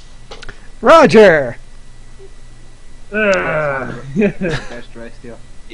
You also figure that you could also try doing what you did with it. You also think, well, what's the back of this place like? And That's true. We could always sneak around, and if we're careful, look at a window. Just hold Yeah. on, guys. I've got a plan. Well, I'm going to sneak round the back while he does his plan, just in case it goes to shit. It might involve 3 parties, but I'm listening. Ring the doorbell. Okay, so you're ringing the doorbell. He's sneaking sneaking around the around the back. What is Keith doing? Wondering where he should be. Since Roger didn't explain the plan or his part in it whatsoever before doing that. Okay, I'm sneaking around the corner to watch. Okay, the bell rings. Ding dong, ding dong. And after a moment or two, the door is opened by a sort of pudgy, late 30s, early 40s man wearing a check shirt, loafers, slightly receding hairline, quite unfashionable glasses. Hi there, can I help you? He says, all cheery and smiles. I'm really sorry to contact you this late at night, sir, but I'm with City Hall in the gas and maintenance department. I pull up my ID card from work from before when I was a vampire and show it to him. And you see, we've had reports that there could be a gas leak in the area, and I just need to go in and check your pipes, just where your boiler is. Oh, Make sure there's nothing getting in. Oh, well, we haven't smelt anything. We haven't smelt anything, but he seems quite shocked. He's like, yeah, I mean, is this a problem that you're just trying to track down? Yeah, I've been a few houses down the street already, sir. Oh, okay, our colleagues are all over the place at the moment. I've been scrambled into work, you know. I'd got home, but I'd get a phone call from the office. It's like, big emergency, so here I am, so sorry about this. He laughs and says, yeah, I know that feeling. Yeah, sure, come in. Just a second. You clever bastard. Well, that was. Think of that. That was fucking awesome. Though you did give him your name now, so that is a slight issue. But yeah, that was brilliant. Name on the card. He ushers you into his house. One tick.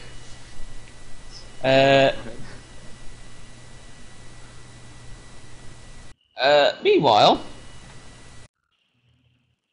I was watching from the corner to see what he was doing, so I guess I'm keeping lookout. Meanwhile, Valentine has snuck round the back and appearing in the window.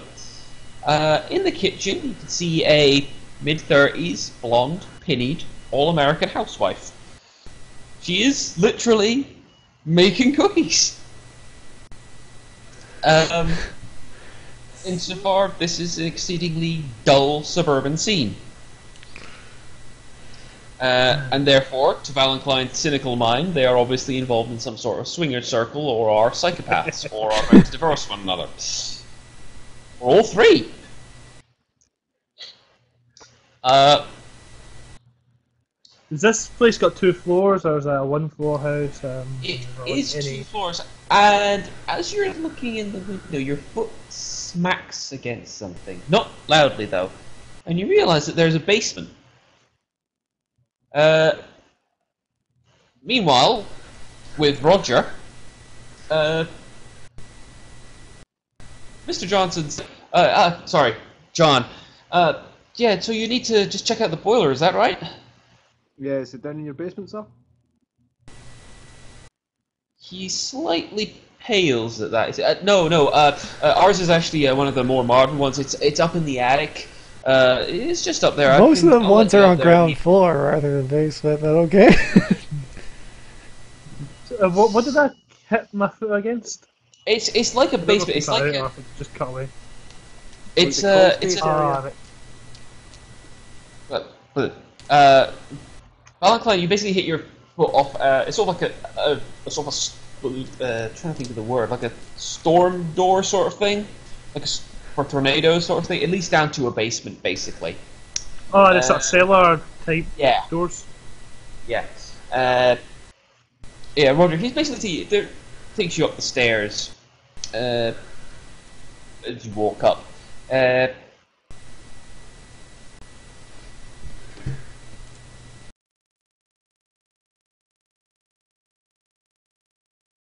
Son of a bitch, hold on with me. Any viewers?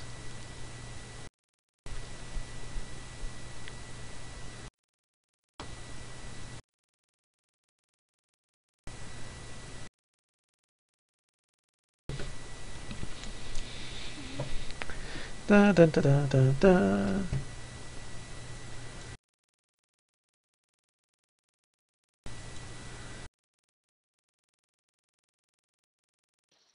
And Yeah. I'm back. That's my internet just again. the one.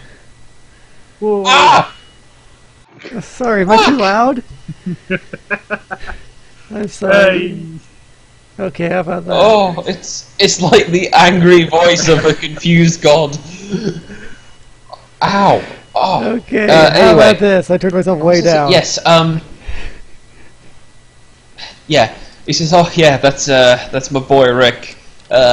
He's at that sort of awkward age, 15. Oh yeah, always the same. Yeah. Well, we've all been there." He reaches up, pulls down a small ladder, well, sort of step ladder thing, and he says, "Yeah, it's just up here." And he pulls a switch, and it lights up. He says, "Yeah, it's just up there. As I said, we haven't smelled anything, but if you need to have a look, knock yourself out." I'm just gonna go check. There's a couple of signs. We've got a little bit of equipment here. I'll just sort of air out in the area, I'd advise you to stay down the stairs though, just in case. Oh, okay. I'm insured for any accidents. I'm afraid you're not. We'll go, sir. I understand that. And he sort of hurries away down the stairs. Not in a terrified manner, but more in a case of, yeah, he doesn't want it, to explode. So you will head up to the attic. Very normal attic.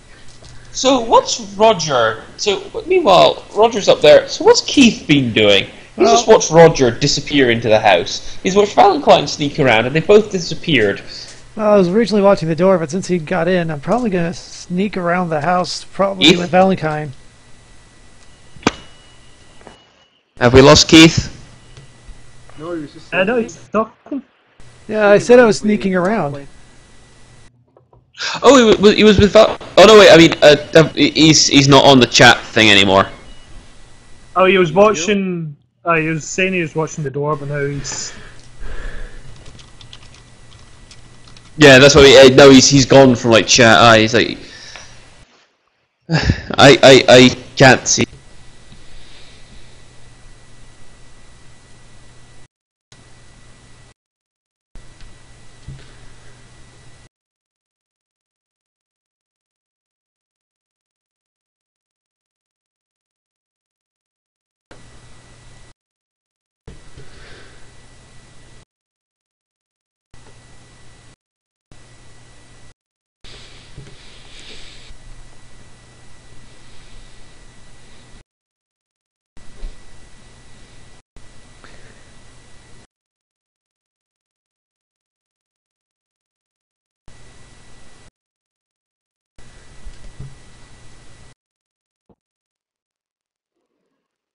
Waiting.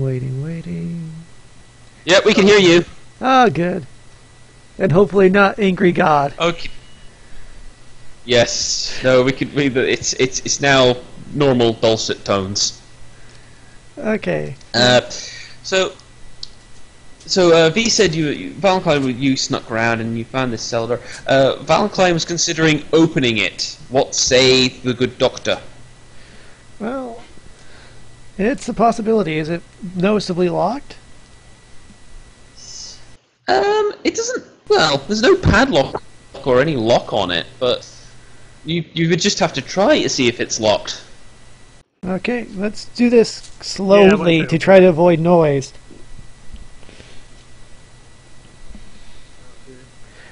You both grip a handle, crouching low, and pull gently, and they swing open with no noise. It looks as though these hinges are regularly oiled. In fact, it looks in pretty good condition, actually, for a cellar. You can see stairs leading down. There's not much light, but there is a slight illumination that's obviously coming from another room upstairs from under a door. So it's possible this connects to the kitchen or maybe a living room or garage. Well, okay. Who knows, but there's some small light. Okay, sneak down in. Go in, I guess. Okay, you two. All right, you two sneak into the dark basement. Meanwhile, back on Tool Time with Roger Nichols. You're alone in a stranger's attic. What do?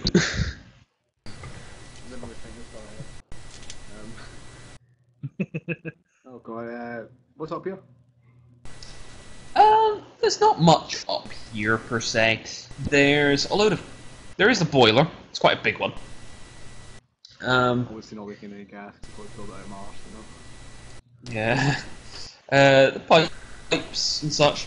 There's a few cases of things, but there's nothing really that jumps out at you as being weird. Okay, I'm going to grab one of the pipes in the boiler. I'm going to yank it off. I'm just going to yank it. Oh. I think if you want to fuck up a bit, probably best increasing the pressure of it. So it's that kind of more time delayed thing. Well, one, that will increase the pressure, yes, but you don't know when it's going to blow. Two, yanking the pipe off is going to... Right, maybe he wants to yank the gas pipe off and make an actual gas leak. Yeah, I was going to say, yeah, yanking the gas pipe off is going to lead to an instant gas leak. Well, we don't breathe, so... Yeah, but we carry things that produce a spark. Yeah, like if you're filling the house with gas, you're not going to be able to shoot anything. That's fine, I'll just not shoot And anything. you're going up against a guy with... But like, you're going up against a guy that's known to be good with a sword, and you're a firearms expert. You're kind of like... To be fair, we're not there to actually voice our disapproval. Do what you think is Yeah, I best. suppose so. He could just... Yeah, You can yank it. yeah, Okay, your hands close around the pipe, and you pull one of the smaller pipes out towards the back. It frees itself fairly easy, and you can start to hear a slow hiss as it slowly starts to leak gas. Okay, now I'm going to run down the stairs, like really urgently, into the sort of Okay. living room area, kitchen area where the guy is. Okay, I take it you're going to hide this pipe, because otherwise you will look slightly suspicious. It's still up in the attic, so like, I'm not going to There's take been a the gas pipe with leak. me. I'm not taking the pipe with me, you know. Give me the steering wheel! Crunch! Here you go! No! Okay, you run down the stairs, and John is just talking with his wife. Oh, hi there! This is my wife Emily, Hi there, Emily. he says. I'm very sorry about this, John, but I'm afraid you're going to have to evacuate the house. Oh, The oven with cookies. Up the stairs. It's not too urgent. You don't have to be extremely quick about it. I mean, grab a few things you might need, but I will have to call out one of our engineers to fix the problem. Yeah, sure. I'll have to go get my son, obviously. Yeah. Can't leave that behind. I didn't know if he was sleeping or not, so I didn't want to wake him. But I would advise as soon as you can. Don't mind, I'm just going to go way out the porch on my engineer and make a few phone calls, okay? Sure, no problem. Yeah. Honey, you gather some of the stuff, and I'll go Yeah. Okay. You exit the house. Emily's obviously getting some stuff, and he's gone to go get his son. Okay. So Valentine. Okay, so Valentine and Keith are in the basement whilst all this is going on, unaware that Roger is causing a gas leak up the stairs. The gas rises. The gas rises. Yeah. We'll be fine for a good while, you know. The just thing is that we won't smell the disaster for a while. Yep. You sort of press on through the dark basement, and you can't really see much until the beam of light hits you both in the face. Oh shit, she went to get something. A torch is being held in front of you. It's being held in the hands of a very pale, wan-looking teenage boy. I have He's a wearing possible answer to deal with this once it goes on. He's wearing a black t-shirt with a white skull of Punisher design, black jeans, black boots. He's glaring at you both through his devil lock hairdo, and just says, "What the hell are you fucks doing down here?" Monstrous countenance. Oh man, I'm just trying to get out of the night. Just want somewhere to sleep. Okay, I'll let him try his lie first, but after that, if that doesn't work, I'm totally gonna monster face. The guy... So, you're going with the hobo routine again, are you? Yeah. What What well works? the last time? He looks you in the eye, and then you're looking down the barrel of a pistol. Okay, Get now I the just fuck out of here, you fucking bobs. Both of you. Oh, wait, okay. yeah, Can I look at this monsters. guy? I want to see if he's a vampire or not. It doesn't. Like a perception roll or something. That really won't help. In this light, and also he's a pale goth kid, so really, can you tell the difference at this stage? Okay, let's me just reread my rules here for my nightmare discipline. So yeah, which I was gonna say, which nightmare are you gonna use? I'm gonna use the first one because the, that's all I've got currently. I've got quite a ways before Yes. doing the other ones because I have to buy empathy first because the next two levels both use empathy.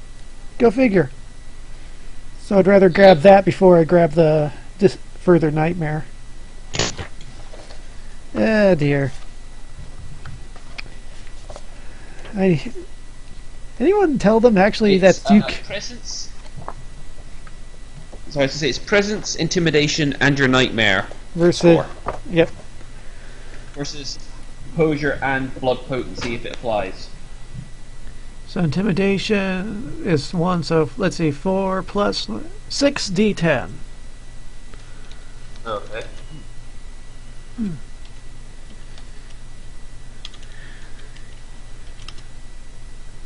Well, 1 success. That's how many turns he has to run away from me. Ah. After that, we run, because I don't want to be pistoled. Unfortunately, he meets your success. Oh, shit. So, I don't know what that does. Let me see here. I think it just shakes him up, but it doesn't actually do anything, besides the fact they just saw me do a horrible monster thing. Well, I did get that willpower back. I could always reroll. Yeah. You Huh? could reroll the point. I was going to say, if what this says is, if the subject's successes exceed or tie those rolled for the vamp, subject is shaken, but otherwise unaffected. We'll leave. And hopefully him... Get the fuck out. Yeah, hopefully there's not any much questions about what the fuck he just saw. No. He simply smiles and says, "I see fucking worse shit every day." And he says, "Don't you fucking move." Oh, Yeah. if he's gonna hold me still? The master's gonna be real fucking pleased with you. He's the Wait, you name. say that? Oh yeah, he said master. Okay. Okay, I'll let you charge him. I'm activating Like- Vigor, whether or not I'm doing anything with it yet, just so I have Yeah, it. I'm activating Vigor, and I want to just like charge towards him. Oh, so you're gonna go straight for 'Cause I combat? know now he's. Yeah, I know now he's not some innocent kid. Or he is really freaking weird. Well then, it's, Okay. Maybe I should have just re-rolled it.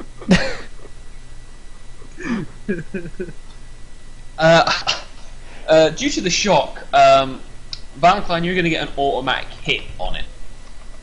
yeah. So it's I want you, You like, can go for a roundhouse grapple, kick you him know, on the disarm nuts. him. On the other hand, though, his shock is so great, at the same time, he's gonna fire at least once. Oh shit, I know So- what he's probably aiming at because I just, you know, went So- Grandpa Munster. So,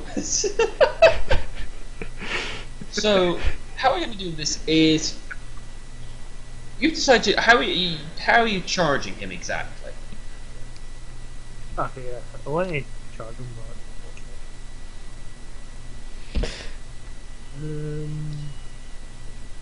How far away was I from You're like the point of done that? 6 foot, like literally, like spitting distance easily. So yeah, I just want to take a sort of short leap forward and then do a little roundhouse kick.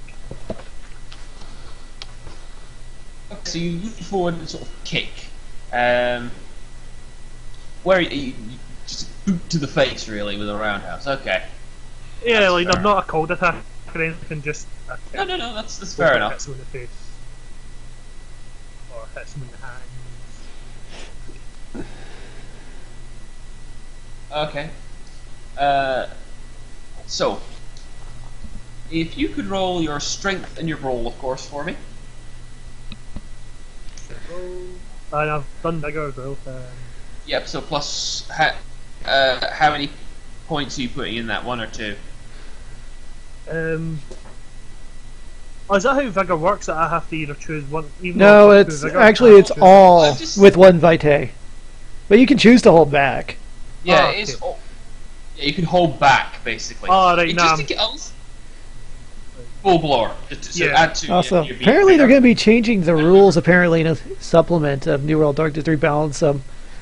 They're going to nerf our vigor so hard it's mean. I hope we don't go to them. Oh. Basically, you spend a vitae every time you do something with vigor. Literally, like I'm going to punch him really strong. That's the point.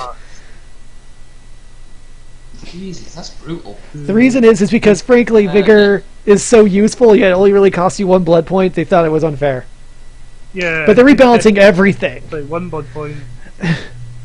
I was gonna say, so if you could pull out for me, Okay, so that's my strength at 6. It's a 90. and remember to take that blood point off your chart as well, because that's Yeah, I'm doing that just now. points.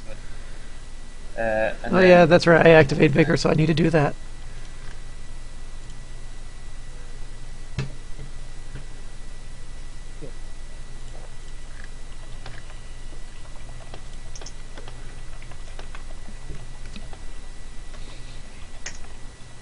Two successes.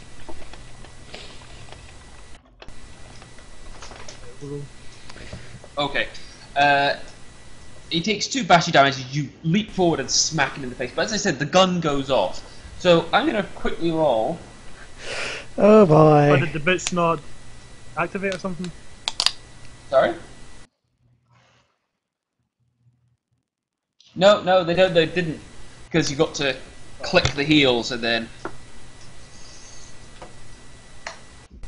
Oh well. Oh, no successes. So your boot connects with his jaw, and as I say, it does 2 bashing damage to him. But as he Yeah. does so, the basically he would normally get defense and such like that, but because he's surprised, and I'll just scrap that. But the gun goes off, but it shoots into the timbers of the cellar. Of course, it goes off like a gunshot. Yeah. I'm making scarce. it's a bit That's loud. what I'm gonna do.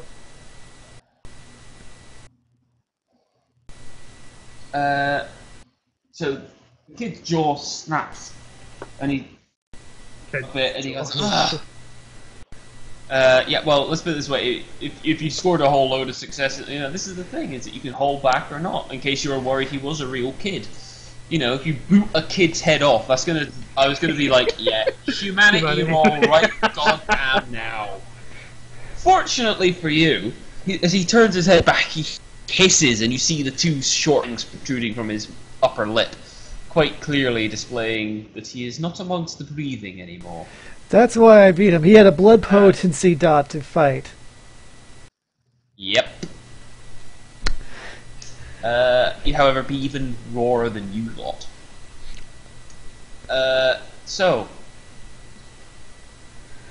We just Roger, need to... what's Roger doing during all of this? Now that you hear a loud bang from the Gun basement. go off. I'm gonna duck my head in, like, everything alright? I'm still trying to get my persona of the helpful office, the helpful custodian, you know? You don't hear an answer.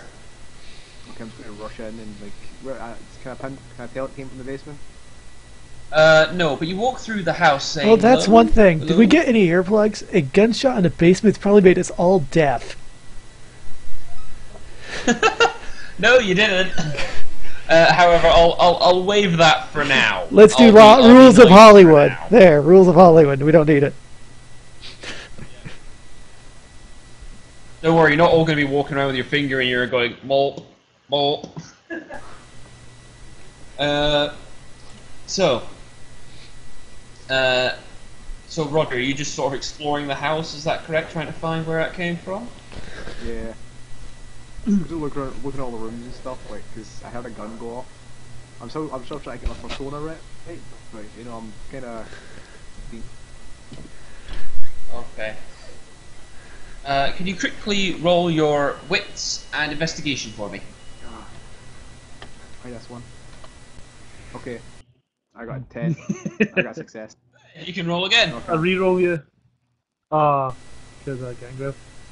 Because of my Most situations, one success is supposed to be good enough because he's supposed to apply penalties. But I don't know. Yeah. As you walk through towards the kitchen, you notice just out the corner, you just look to your right, you see the neatly stacked dishes and the saucepans and the steel and the stainless steel pot, and you see in the reflection John Johnson waiting round the corner with his shotgun trained, just so when you would come through it would be at head level. But you also notice he seems to be shaking a little bit. No, why didn't you just send in a rodent to look? Oh yeah, what the hell? Yeah. Hindsight. Yeah, I know. 2020 unless you're a salubri. How strong is strength 2? Strength 2 could mess someone up very easily. Okay, so he's just like... It's like he's... Strength 2 is about average for human. At the door. Mm-hmm. Or see on the other side of the room. He's about like 2 steps away from the entrance of the door. Like hidden behind like the wall. Yeah, basically so that when you walk in, his gun's like directly at your head, with only like a couple of inches left. I'm gonna bust through the wall. I don't think you're that strong. Well, it's 5 is Olympic athlete. flat back houses. Yeah, like plus Yeah, you would strength have- to Can you like, imagine? an average human wouldn't be able to do that. Well, bust Ah, through but like an drywall? average human can't burst through drywall. Yeah, they can. No, they can't. Mark, they can't burst through drywall. It's up to the GM here. Maybe if you had a Why running does it sound chart. like a conversation that's happened a few times? It's not like it's not like solid concrete. It's just like a little bit of fucking.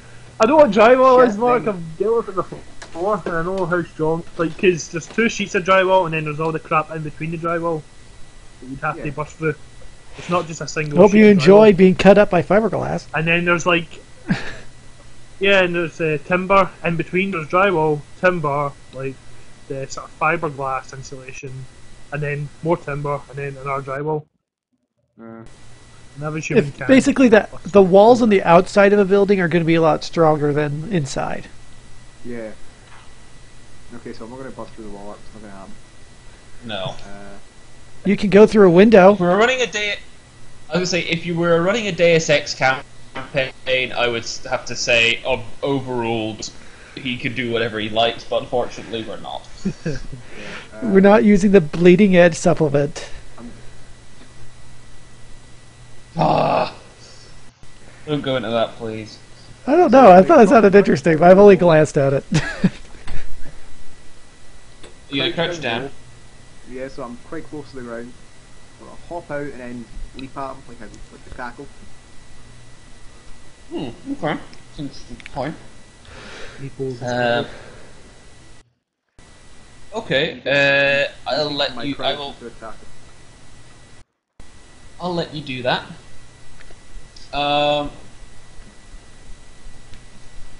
You leap down. You crouch down, leap, and almost rebound off the refrigerator straight into his gut, taking him down to the floor, and almost.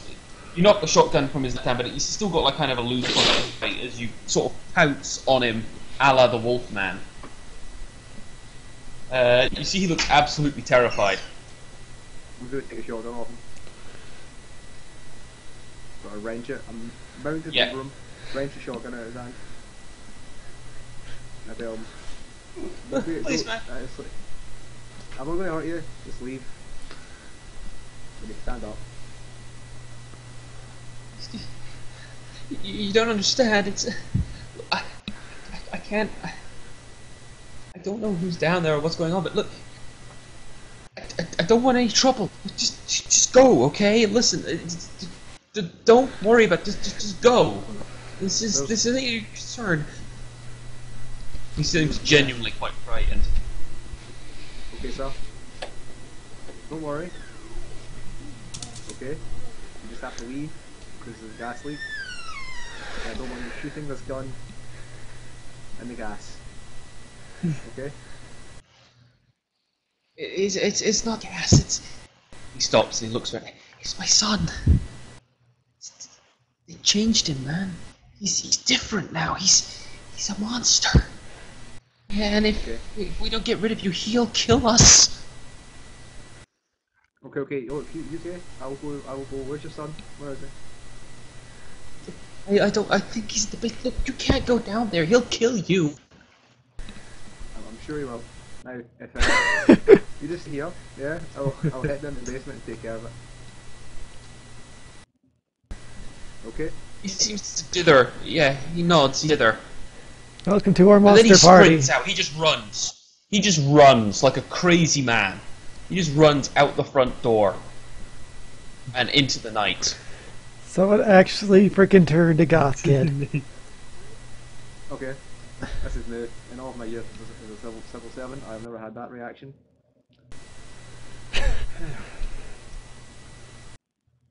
In the basement. In the basement.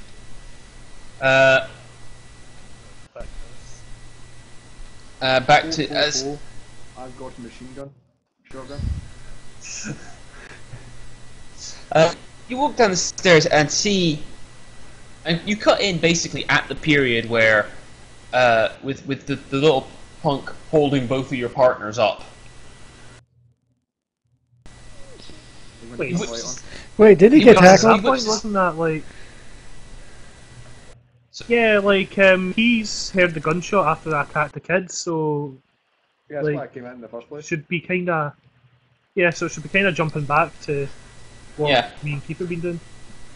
Well, what have you been doing with a gun in your faces now? Like, literally an inch from your face. Well, Yeah, like this is after the first you kick. Yeah, didn't he kick him in the face, or did... He pointed the gun at He me again? Yeah. He kicked you in the face. And he shot a shot. He shot a shot, and then he hissed, and he brought the gun right back up. Because you're not meant to be able to recover from a roundhouse kick to the temple that quickly. You should have kicked the gun. I'm gonna hazard a guess with the people in this household that you are still new to this. I think you're talking to Yeah. Rick, the kid. Yes. Yeah, it's like, how long have you been turned, kid? Yeah, I've only been doing this a couple of weeks, but it's so fucking good. Well, guess what? 3 months later, it's not that way. And besides, you're doing it the stupid What way. the hell do I care? Stupid way. Dude, I have a fucking master who's teaching me everything I need to know. He's Yeah, giving and you're me about money, to... he's giving me power. Yes, But so what? much power. You are attracting attention, and we are not going to be the first here. You see, the number one rule is to not attract attention. He sneers and says, yeah, I've heard that shit before. Yeah, you're with those civilized ones, all those hoity-toity Invictus guys. Well, or you are want- those guys who pray to Jesus. You know something? You probably heard in the news about a massive explosion lately. That was caused because some stupid idiots attracted attention within your same stupid group. He sort of shifts himself a little bit and he says, yeah, I heard about those fucking idiots. And they got what was coming to them, though. Stupidity ain't got no place in this organization. And that's why I'm explaining. It's going to... You're going to... The longer you do this, the more stupid you're becoming. Shut up, man. You just sound like a fucking one of the teachers at the fucking school. I ain't stupid. I just don't see the point in any of it. Alright, kid, then what makes you so smart? Simple, Yes. he says with a smile. I took the fucking ticket that was offered. Eternal life and not having to fucking hurt anymore? Yeah, that sounds pretty good to me. Not having to hurt? Really? So what was that kick in your face earlier? Man, they struck me out on fucking meds for ACDT. Oh, no wait, OCD. Whatever the fuck they call it. And you know what? Funny story. They gave me fucking cancer. That's not how So, those medicines I- work, okay? That's alright, this is a doctor coming out. That's not bullshit. The biggest carcinogens in the world are not in those types of medications. That's right, that's kid's OCD. I was gonna say, Does OCD transfer into, like, vampirism, or...? it does actually, very much so. I was gonna say as well, the other, I will say, having said that though, is that they don't cause that sort of thing in our world. You've got to remember, World of Darkness medical corporations have the same level of morality. They have a bit more morals than the average guard at Auschwitz, but not by that much. Fair enough. Is this kid doing anything strange? There's always that Charon group, and it's horrible shit. Yeah. The kid just seems to be flicking his eyes between the two of you. He's just basically trying to keep an eye on both of you as much as one person. Basically, can. is I'm basically by keeping it angry at me, hopefully not enough to shoot me, that makes it less likely to notice if Roger does something. I'm going to turn on the light. It's darkening. And that's completely undone. But Like, fair. I'm like, you guys have just opened the door. Oh, him turning on the light will be a surprise. Oh yeah. Like, when the light goes on, away. If he turns around, we could just both basically tackle his ass. If he does return Of around. course, a way to, like, However, hit my heels However- when the light comes out. I should say, yeah, you can do that, but the light coming on is going to be a surprise to you guys as well. That is true. We don't So know you'll this. Yeah. So you'll have to roll. You'll all have to roll. Well, Keith and Valentine will have to roll initiative against this kid to see who will win and who will be, kicked the shit out of. So so Roger's gonna just come in and go, what's going on in this thread? Turn on the light. The light goes on, and so.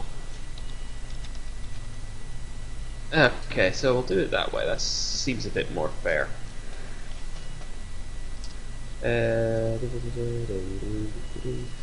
Okay, if you could roll your dex and your composure for me. Dex and composure? Oh, I thought it was going to be initiative. Ah, crap. You choose my low things all the time. 7d10. Oh, son of a bitch! It's not bad at all. Shit! I got 2! Oh, I got 1. Okay, that's good. Can I roll mine? Not at the moment. Unless you're planning to shoot a shotgun at these two whilst they're tackling someone. Pro tip, No, that's not not a yet. good idea unless you're a Skaven.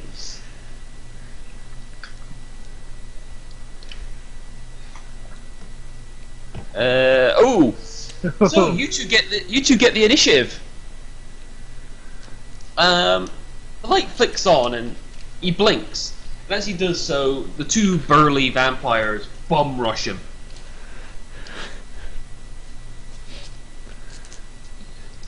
So if you could roll from your brawl, both of you. It's just a brawl or strength and brawl here? Strength and brawl. Okay, so 5... 9, 1 success. I got 60-10 to roll. Not bad. I forgot to do the greater than thing, so 2 successes. Yeah. Okay, so when you say you're rushing him, what exactly is it you're doing? I guess just rushing to tackle him to the ground. Basically, and get his arms flat too, so he's not being able to aim shit. So you're both going to basically grab an arm and pin him down. Okay. You both grab it. You both rush him, and he's trying to raise his gun, but by that time, Keith has clamped his cold, long fingers right around his arm. And then Valentine comes and does the same. You slam him into the dirt and hold him down. Yeah! Get the fuck off of me! He yells. Hey, Roger, welcome to the vampire party. Alright. I'm going to hazard a guess this isn't Philip. Guys, I didn't even, I just want to let you know I've broken the boiler up the stairs, there's gas leaking into the building, so you know. Ah, good. So, yeah. Let's wrap this up. Ah, great. Well, unfortunately, our only clue here is this guy, who has a master, who I'm going to guess is who we're looking for. He continues to spew invectives and insults at you. Fuck you! I ain't telling you shit! Do it, or I rip your fucking arm off. See how much you don't hurt. He tries to spit, but obviously he's got very little saliva. He's like, fuck you! I dare you! Bullshit! Let's see. Crush his wrist? I Yeah? want to snap his arm from the elbow. In tandem. You're gonna do this in tandem. That sounds quite... Yeah. Yeah, I'm trying to be intimidating, as a skinny little doctor can be. Which so far has been Yeah, effective. my girlfriend's just commentating on the fact that you just heard bum rush and now in tandem, and it doesn't sound very good.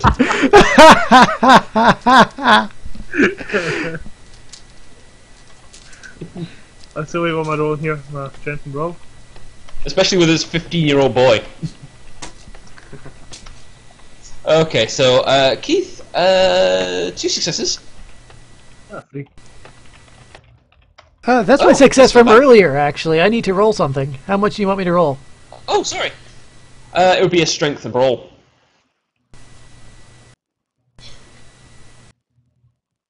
Ah, 2 again. One. Oh, yeah, 2 successes. Cool. That's right. Yeah. I made a Oh, specific You didn't do macro. exploding dice. No, You that's. didn't do exploding dice, so you got a reroll. Oh crap! I didn't put that into my stupid thing. Because that's No, actually a macro. you've got the- I made a macro out of that, and I forgot to put that in. How stupid of me! Another reroll. Go again! Well, so, three successes. Out of 3 successes, that's enough. Keith wrenches his hand to left, and you hear the delicate sound of wrist bones snapping as Valentine pops the kid's elbow in completely the wrong way. He screams in agony. The best part is, in your new form, we can do this a lot longer than if you were a human. Fuck!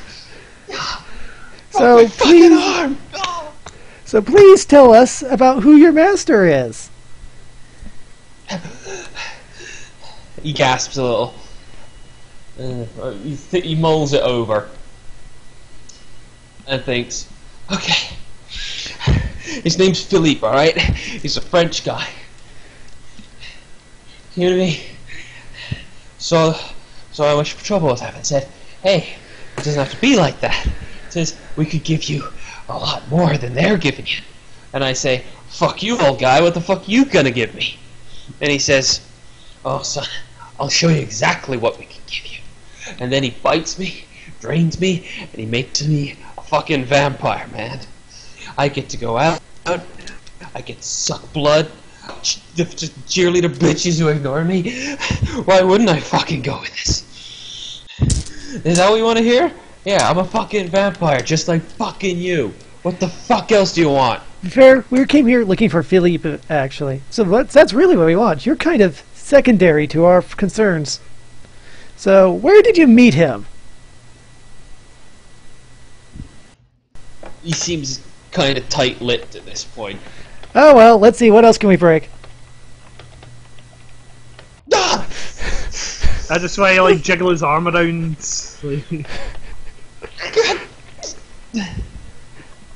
No, you can always spend blood to heal it, but we'll just re-break it. Okay. He came from below. He says he came from hell, but he's talking out his ass on that. Below the house is like tunnels. They go down like... I don't know how deep. I've never been all the way, but they go down deep. So where do you find He the came entrance out to from one of there. these tunnels?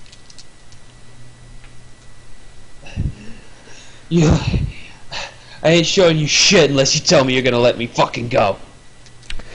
That is actually a concern question. Well, the character that is a concern.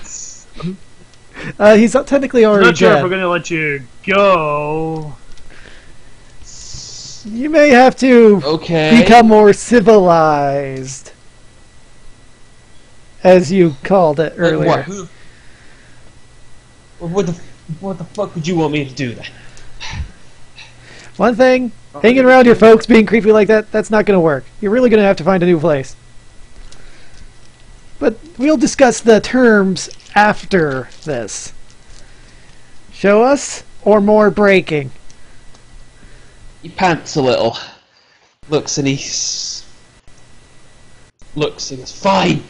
Just let me the fuck up. Let him go? Actually, no, I let him up, but I'm not necessarily letting go. It's just like I'm not pressing my weight anymore on him. He sort of rises. Roger's returned, and you found a fairly sturdy boat chain out in the garage. What are you gonna do with this? I'm gonna go tie up the kid. Take him in the shed. Yeah, Oh, drop him with you. But he needs to show us the hole first. Okay, you can show us the hole. Yeah, and he then needs I to can show take him to the...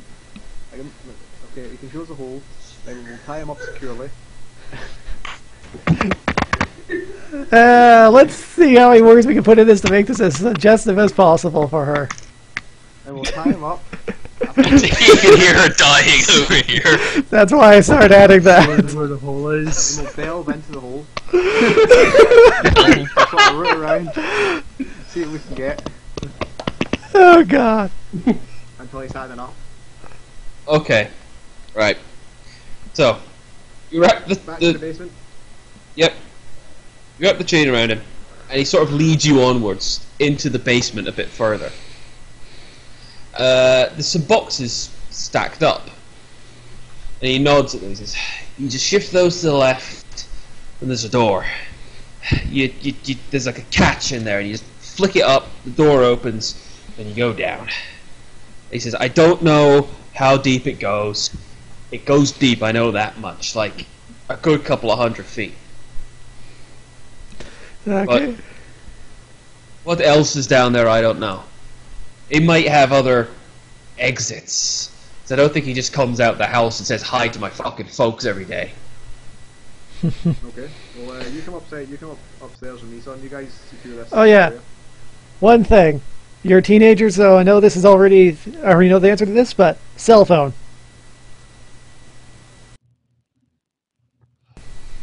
He nods to his pocket. He can't exactly get it out. Okay. You fish it out. Experiencing a brief pang of, why the hell does this kid have a nicer phone than me? Well, he doesn't anymore because snap. I don't want him calling anyone. Okay. It's a nice phone, but you pocket it. And Roger leads him upstairs. So probably checked if he had any messages or anything on it. Okay. So I'll switch to Roger. So what are you going to do with him exactly? Well, I've tied him up nice and tight. I'm going to sit him outside. I'm going to try and phone the sheriff. But they don't want to know them about the brood, but we're not there. Shit. Doesn't matter about brood, don't worry. Right, phone, can I get through to him? Okay. Wait, hang on. When you say you're literally chaining a kid up outside. No, he's already chained up. Outside. People can see this, as we said, nice neighborhood. Wait, what's with that chained up child there? That man standing by him.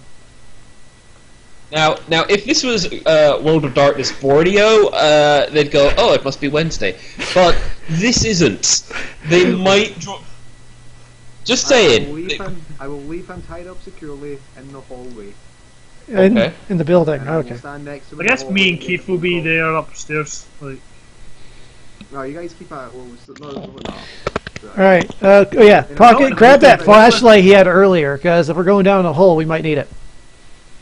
Yep. I just wanted to that's a signal that wasn't in the basement, so I'm not going to put a signal in the basement. Okay, but you dial the sheriff's number. It takes a couple of minutes to get through. But eventually, you hear the click, and yeah, it's just Marcus. Alright, I found an orphan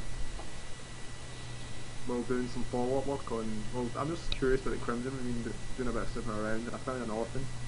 What's the typical way to deal with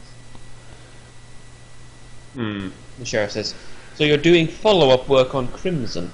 Well now, that's interesting. Oh, way to go, Roger. However, if you found an orphan, I will have to speak with him. See how his mental condition is, and if he's even acceptable to kindred society. Do you know what clan he is? What clan are you? The kid sort of raised an eyebrow and goes, clan? Is there any way we could try decipher what clan he is? Oh. Well, we didn't see any powers used, so we couldn't. He pauses and thinks, do we know what Philippe's clan was? You don't. But you're looking at him. He's trying to think, and he says, I just know I belong to the brood, man. Something about devils? Or, yeah, that's not going to fly well. Something like that? Isn't there like some sort of physical differences between clans though? Like, no, only if you're Nosferatu, and not all of them. Only if you're a Nos, or you're a Gangrel who's in, like, claw form, or... Well, the only other one is that the Deva tend to favour good-looking folks.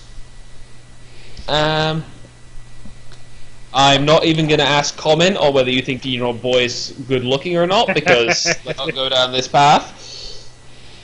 But he seems to be sort of going, he doesn't know. He really actually doesn't know. Unfortunately, in universe, none of us would know this, but I think the brood pretty much count as a clan on their own, almost. Either that or I misread things. Well, they're more like yes, yeah, they're more a group, because you could be a Nosferatu in the thing, or oh, okay. I could swear there was something different. Never mind. I must have been thinking of something else. I think you're thinking of the ones from Old World of Darkness, the devil worshipping ones who were comedy evil. Ah, no, that's them. Yep. The yeah, sheriff don't mention Philip to the sheriff. Yeah, we don't want to mention this because Hammer wants it down low.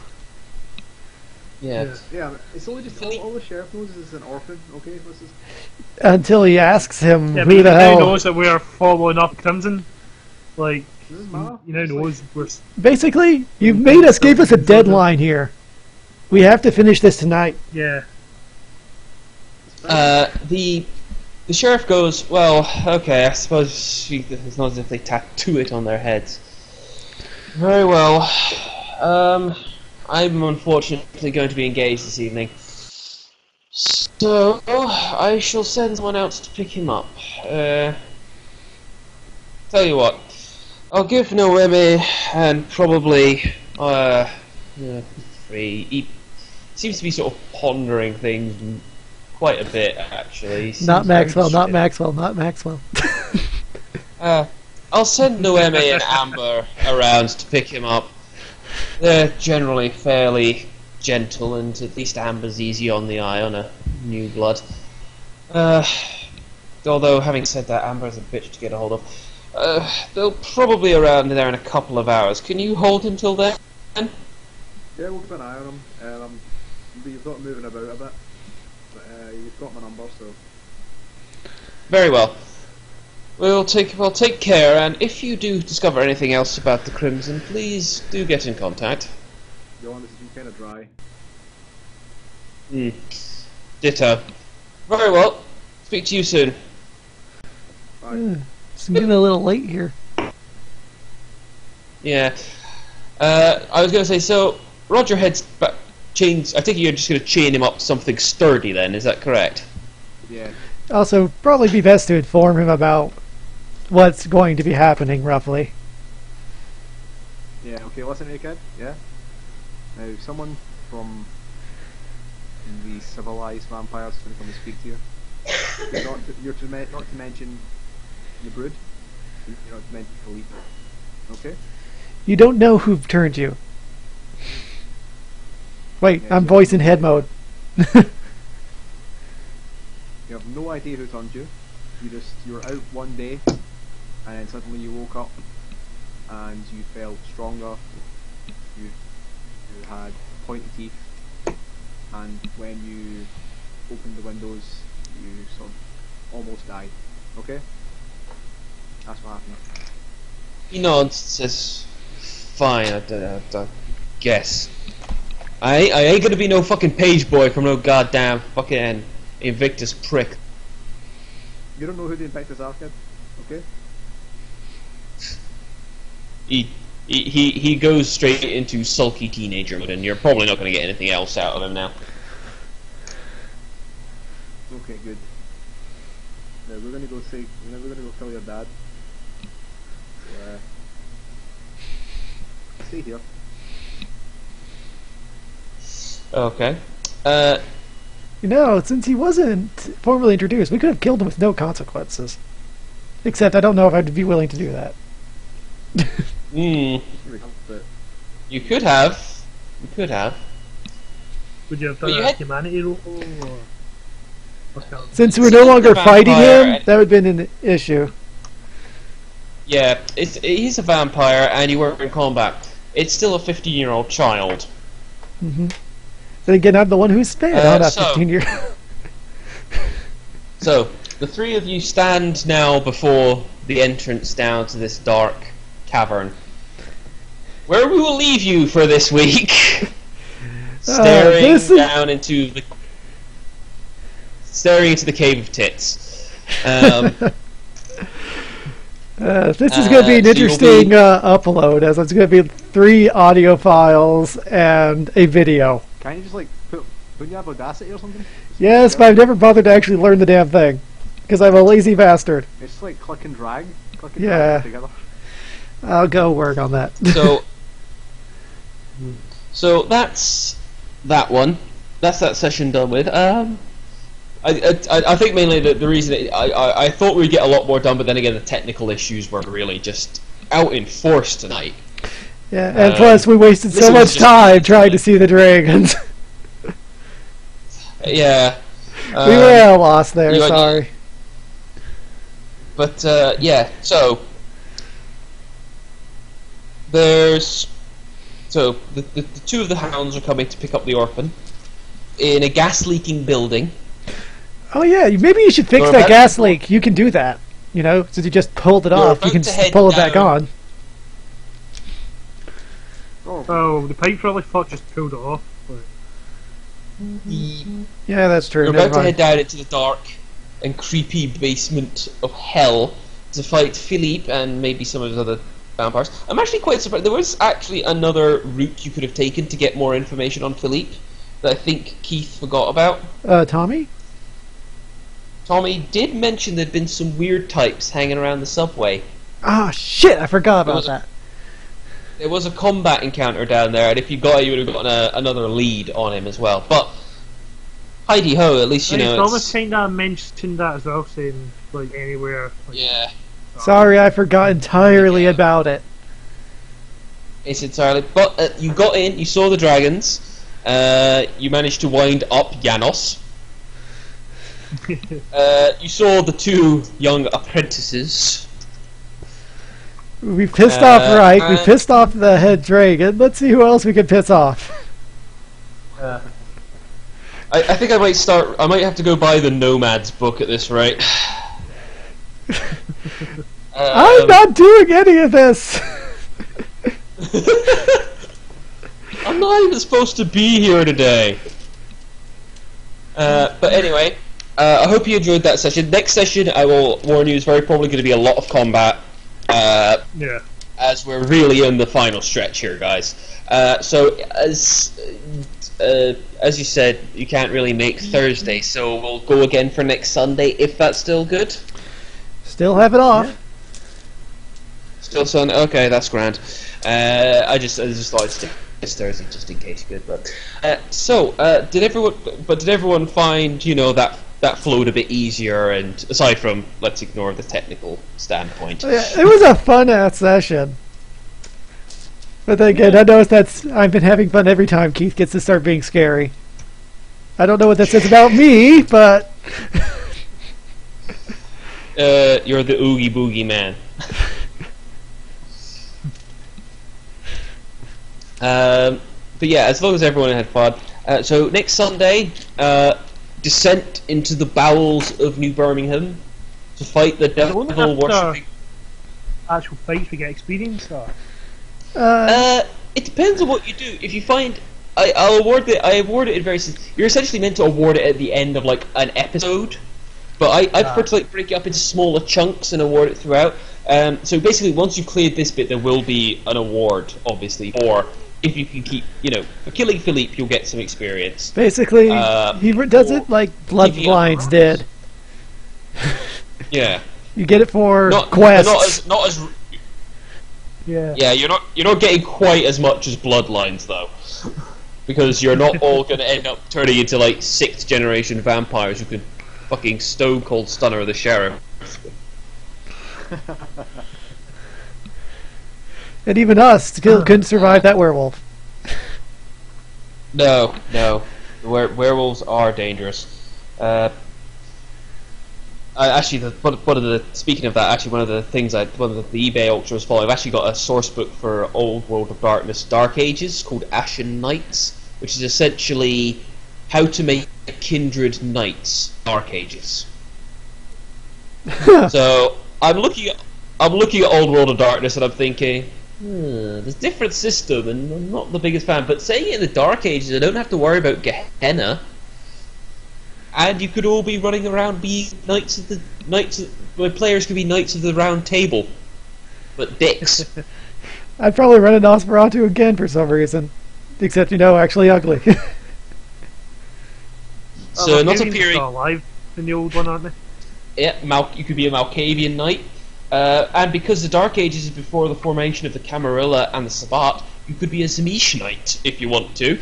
But then you can't enter buildings. Of horrible.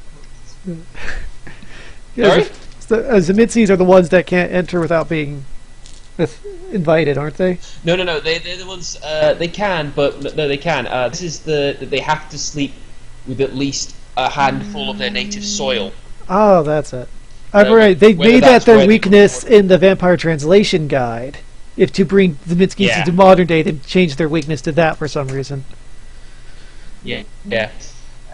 No, you could literally be a Zmishi or a Bruja or a Gangrel Knight or a what was the other one? Toreador? Hell, I think yeah, Toreador Knights. I was going to say, as I said, even in New World of Darkness, there is an order of Deva Knights. So that's what. So I hope you all had fun, and so next time, bring your bullets and your big boy pants, because this is going to get hairy. They're not as hairy as a werewolf, I should say. So don't worry. I'm not going to put a werewolf.